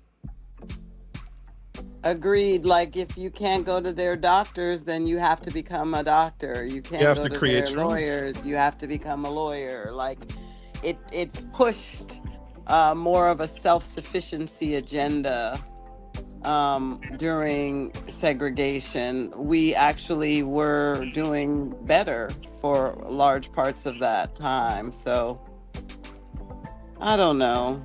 I mean, I don't think it's possible to go backwards like many people do. We are where we are. Can we just get some humanity and some civility? Yeah. There's been too much browning of the world for us to be able to go back to that now, because we crossed on way too many lines. But I still don't think it was actually integration. I think it was permission. You know what I mean? And I stand by that. I've always stood by that. I don't think there was an integration. I think there was just permission. We'll allow you to do this because if we don't allow you to do that, then you're going to walk away too far and then I'm going to become unnecessary. So I need to allow you to be able to do certain things so that I can still benefit from you because now you're willing to die. Yeah. Darren says, I think it's a fallacy or misnomer to think integration wasn't going to happen. Have we not seen what happened to Native Americans? Please explain that, because, and explain it from a perspective of like, keep in mind what happened to them. Like, it happened to them and they are where they are in, like, because of what happened to them, not because they chose to. Yeah, them people were minding their business and they came and they troubled the Native Americans. The Native Americans didn't trouble them. They infiltrated their space. Yeah, they were segregated. Like, yeah, they infiltrated apart. their space. Like, they walked Native Americans, made them walk like to a different side of America to move them out of their space. Like, Push them west. yeah, like they moved them out. Like, Well, how much more segregated do you get than a continent? Like, I don't understand. Integration was never really our idea. Look at history. Every time we built cities that fell away from integration, they were destroyed. yeah. Within my lifetime, the Virgin Islands got worse the more we Americanized and drifted away from our customs and traditions. The law makes all equal. Put people in place that will execute the law fairly. How do you find those people? I think we became so desperate to be included that we were more than willing to accept bare minimum, so it made us feel like we were finally being accepted, when in reality we were being conditioned. We were crippled. Ooh. Yeah. I believe that we should be doing is working with other brown communities and become a new collective. Us separated keeps us divided and power weaker. As a brown collective, we will have more power and we can rival white supremacy. Here's my thing. Those people have to mess with you, Like, they have to want to be included in this thing. And I mean, when I'm you gonna look go at one step further and say Right. that it's about poor people versus rich people. the socioeconomic thing, Yeah. Yeah, and that's always the, has been. He said, okay, hold on. I talking Native Americans today. What are, like, explain that. What do you mean? What about them? What? Maybe he Because- maybe he the guy sees all the walks that casinos they got, all the casinos and the land they now have. I don't know what he's talking about. I don't understand. All right. We gonna do this because it's requested. we gonna do this, yeah, real quick. Oh, I didn't say it. Disclaimer: the views and opinions on this show do not necessarily reflect the views of the broadcaster. If you're gonna hold anybody responsible for the opinions, do not hold 101.3 Raw FM apart. Hold me, myself, and I will accept all responsibility. It's all good. All right. The one last thing before I do the scunt of the week, right? What comes to mind when you see this? The U.S. Virgin Islands in the year 2030. What do you think about? What comes to mind? I'm gonna answer that after the election. prayerfully on the road to recovery, on the road to educating our youth, food sovereignty, infrastructure repairs, prayerfully on the road to all those things. And like, stop McNair, man. It's time to stop McNair, Dread. What about you? Hope is what I envision for 2030. Hope. I like that. Yeah, I hope that the youth of today are the ones in power then, because what I'm seeing, I'm very hopeful for as far as the young like 18, 19, 20, 21 that are running and like they're going for board of elections and stuff like that. I'm very impressed by them. And I hope that they take their social awareness, because they are very socially aware compared to me and, my generation. I think they're very activist and like grassroots and stuff like that. So I hope that Our they. generation is too jar. Don't count we out. Don't count we out. Yeah, all right. Yeah, all right. I think that the children that we raise, right, they are very socially active because we're the generation that are trying to break certain curses. You know what I'm saying? Like our age, we've been through some stuff and we determined that we're gonna be the last generation to have dealt with that. So we're trying to create a different thing for them, and so they have time to pay attention to what's going on socially, and then they have social media, and I think they are more aware than me. Because like I was saying, my daughter, she introduced me to a term. She's 18. She was like, my friend is doing a 3-day run. I thought she was talking about running. The 3-day run is he's not spending any money for 3 days. At 18, I wasn't thinking about not spending money. That wasn't an idea I had. Yeah, cause that's trends on social media. It's called trending. Like they have a lot of like you said, they use social media a lot. You know. But that's what I'm saying. They're socially aware. Like they know what's going on in Venezuela. We wouldn't have. Yeah, that's true. What do you think? I see eyebrows going up on stuff over there, Marcus. What you think? I think they're socially aware. I just hope and pray that they continue to be connected to the right sources and the right things, right? Not the influencers that's going to tell you, you know, do this or steal this or corrupt this, but real quality materials, like what your daughter is tuned into, what the gentleman is tuned into. Because these kids are very activist. They'll rebel, they'll riot, they'll protest. Just protest for the right things, the right causes. Yeah. Right. Our current officials are not giving me hope until we start learning to be community-centered and self-sufficient. We are in the hands of people who are easily swayed by dollars and cents. Facts. One thing I would say I like about Gen Z is they drinking less rum and liquor than the rest of us. See what I'm talking about? That's a trend, but it makes sense. Like, because we's the rum is boss generation. They're the ones that drinking less, they smoking less. Listen, if I see somebody smoking a cigarette, it's like nostalgic. You know what I mean? Like, you mean they're smoking cigarette less, not weed? Well, they are smoking that, but even that is grassroots, literally. So what are we talking about? So what we say? Well, yeah.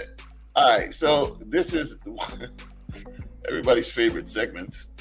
What we gonna run?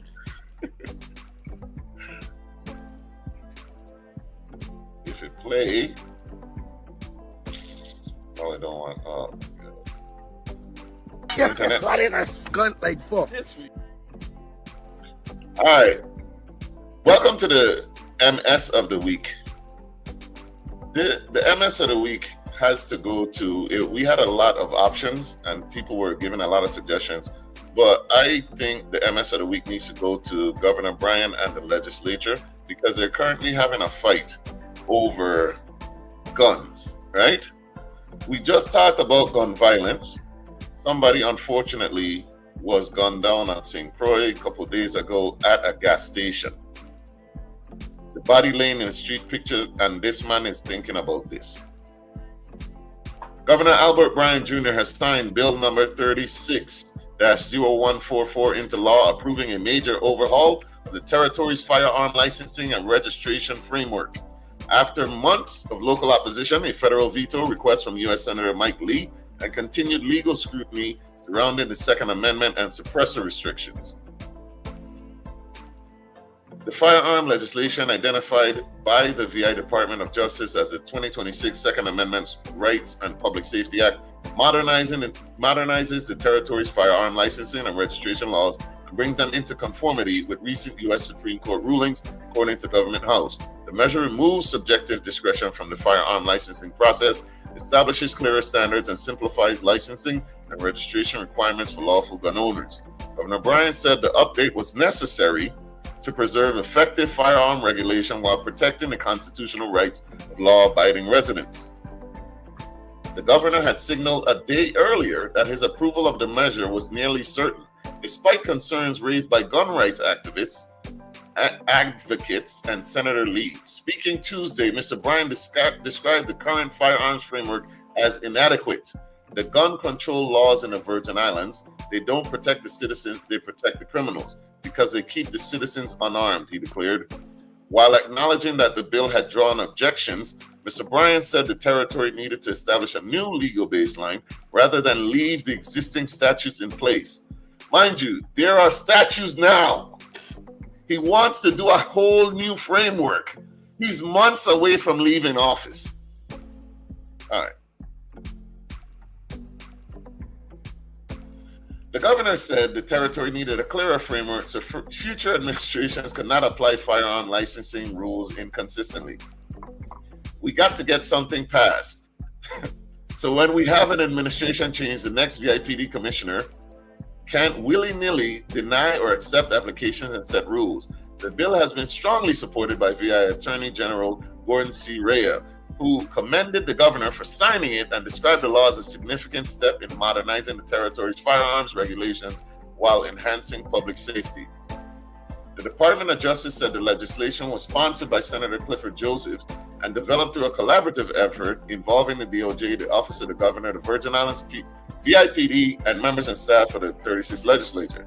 According to DOJ, the measure amends Chapter 113 of Title 14 of the Virgin Islands Code by establishing clearer standards for firearms, licensing and registration, defining and prohibiting assault rifles, banning suppressors and silencers, requiring firearm safety training for licensed rifle and shotgun owners, prohibiting large capacity magazines, and strengthening safeguards against illegal sale of firearms, firearm accessories, and ammunition. So what? Okay. The Big Daddy just recently punished the territory for being unconstitutional against the laws, the gun rights laws, right? Now, the governor, who is months from leaving, decides, I'm going to change all of it. And like, why are we even doing this now? And then at the height of children, even, because we just had a young 15-year-old boy put to grass. But somehow these stricter or less strict or whatever he claiming he's doing is supposed to help now? How? It's just a bag of nonsense. So I don't know. I think that happens every time someone is unalived, right? They look for gun law reform, right? What are you doing? What are you doing? This young man died. He was shot. How did the person who shot him get his hands on smart? Every time I feel like gun reform is almost warranted anytime a life is lost. And I get very concerned in general whenever the topic of messing with our Second Amendment rights is coming into a conversation. It's our right to bear arms. I get very alarmed. Like, what is happening? What is going on? What is going to happen down the road where citizens can't arm themselves? I get very fearful. I get very concerned about that overall. I don't like the gun business personally. I wish that it was extremely difficult to get guns, either legally or illegally. I mean, is a gunman town as it is. So now it's going to be a gunman town with illegal firearms, and then it's going to be all these carpet-bagging neo-colonialists who want to bear arms and blow us away as well are going to be able to do that. I don't know. I have to go read this now because I hadn't been keeping in track with it, but guns terrify me, rightfully so. Yep, they do. So Dwayne says the gun bill pass is actually a good law, despite the misinformation, BS narrative that's dominating the public discussion.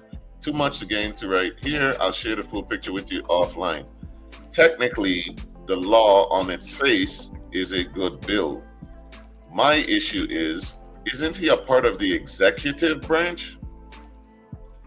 The legislative branch is who deals with laws, right? Shouldn't he be more concerned about enacting like the VIPD to like maybe put them in town after hours, after the clubs close, or in spots where it's very dark? Shouldn't he be executing some stuff? Isn't that what the he flow of all these big guns are coming from? Because these are not little guns on our streets, and we don't have no gun shop in the Virgin Islands. So where are these guns coming through? Where are they funneling through? Like, where are they coming from? That's the number one thing right there. Like, these is assault rifles on our streets. How are we getting assault rifles? So the executive branch should be executing some tactics, right, to stop that from coming, right? Yep. But no, you're putting all these restrictions or loosening restrictions, or you're messing with these restrictions in the bills, which is a legislative thing, right? But if you tell me I can't have, or I can have this amount of magazines or whatever, who follows the laws? It's law-abiding citizens. So if you're changing this, right, and you're the executive branch, where's the execution of anything, though? That's my thing. Like, who? We don't follow protocols in the Virgin Islands any longer. It's just like, do whatever I want. Nobody follows protocols anymore. That's what don't make no sense to me, because law-abiding citizens were not going to break those laws anyway. So it doesn't matter if you loosen them, make them strict or whatever. You're not stopping the criminals, though. You ain't doing nothing. Yep. You think the criminal knows the bill? They don't give a damn. Hey, I'm here for my training with my unlicensed rifle. I can't buy that illegally. It has too many. It holds too much in a clip. Like, that's dumb.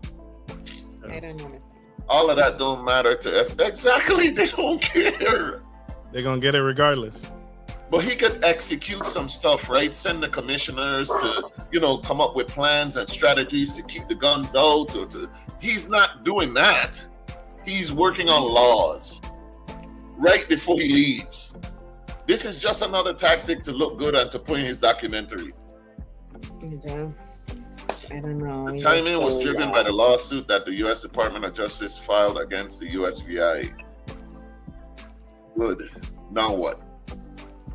What did he execute? So now he did that. Now on his way out, and the lawsuit was how long ago? Let's change it now, though. There's just a bunch of mama guys, and like I said, that's a bunch of... The new law makes it easier to obtain a firearm license. It doesn't make it harder for license. I understand that. But it's not stopping the flow of illegal guns into our territory. It's not stopping the amount of guns that's on our street. We have a lot of guns on our streets in the territory. A lot of guns. And not no little guns. We have no gun shop. Where are the guns coming from? You need to have laws in place to prosecute the criminals when you catch them. What was wrong with the old laws? He said it was too strict, right? For legal gun owners, right?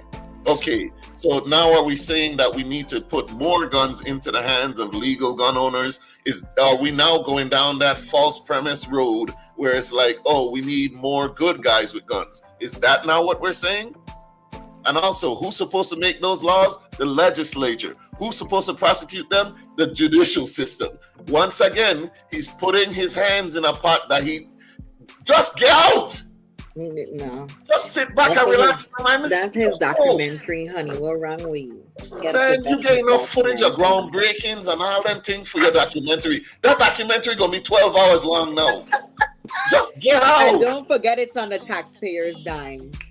Don't forget. Come on now. Where's the laws against that? How about we talk about them laws? Maybe no one will watch it like Melania Trump. I wonder where this thing coming out on Amazon. Where you even playing that thing? I didn't watch that. I did not watch that. Absolutely not. Another thing the VI strongly lacks alongside maintenance is enforcement. Thank you. Thank you. We got so many laws that don't be enforced. so many laws that need amended to be updated to get up to the time. It's just like nothing functions. Nothing is functioning as it should. And I don't know. That's the problem. Idealism, stricter gun laws on legal gun owners will put fear in illegal gun owners. Realism, the gunman them happy y'all got restrictions, easier to target.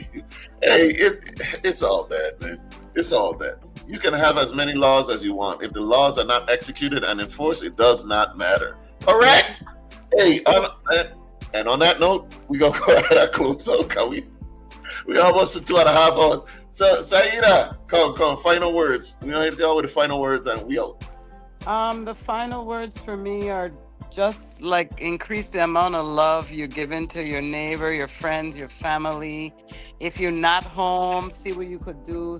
Help a teacher, help a student who doesn't have some school shirt, some backpack, whatever you can do.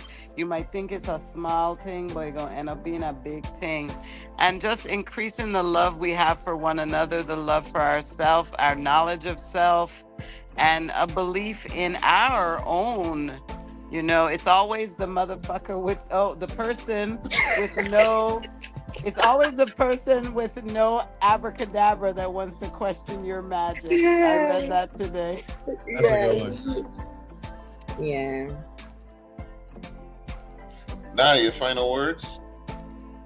I'm gonna piggyback off of Miss Sayeeda, and I'm so glad to meet her. I always like her vibes from like just little certain things I don't see on Facebook and stuff.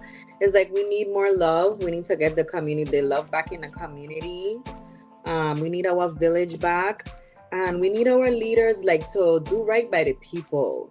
Do it for the people. Like all this selfishness is killing our territory. Like, we suffering for no reason, and it shouldn't be like that. So even with like the backpack thing, I see a lot of people doing backpack things. Maybe somebody could come together and let's do a teacher give back. Let's put packages together to give to the teachers as well. Yeah, like just we need the love and community back. We need it back. And I hope we get back there sooner than later. And I hope this election, because you know how I feel, like we really, like young people, get registered to vote and get out and vote. Like you use the future, like we gotta vote. Because they're depending on the same old people to go back in there, and we can't afford it. We can't afford it. So, yeah, that's my last word. Thank you. And final words, Mr. Norman. This is the last couple of days of Men's Mental Health Month. So I want to use this opportunity to say, first off, thank you for having me on the show. Great panel. Thank you. You all are fantastic. But in regards to Men's Mental Health Month, check on your men, check on the community, support your community. But check on the men like King Sosa and others who are doing big things in the community, and continue to back them and support them. If you know a guy, he probably sad, send him a titty pic. but believe in them. Continue to invest in men and especially pour into men who are doing big things and showing that exceptionalism in the community. Nice.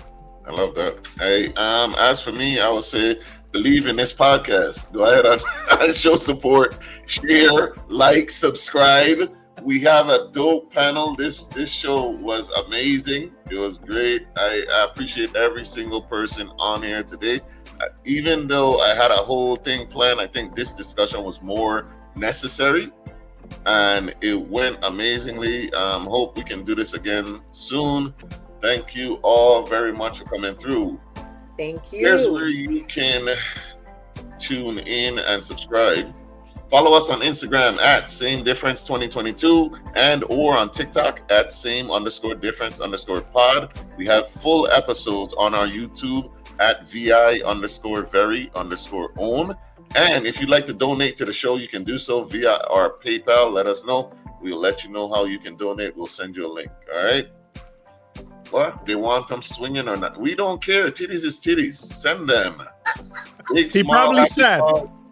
Big, small, happy, tall, send them all. That's my God. Hey, That's it, man. Go ahead and share the live. Tell the people about a different day with Ja, and hopefully me. See you next week. We're gonna be here again Sunday between 4 to 6. Love you guys. We out. Peace. Love you guys. Love. Take care. Take care.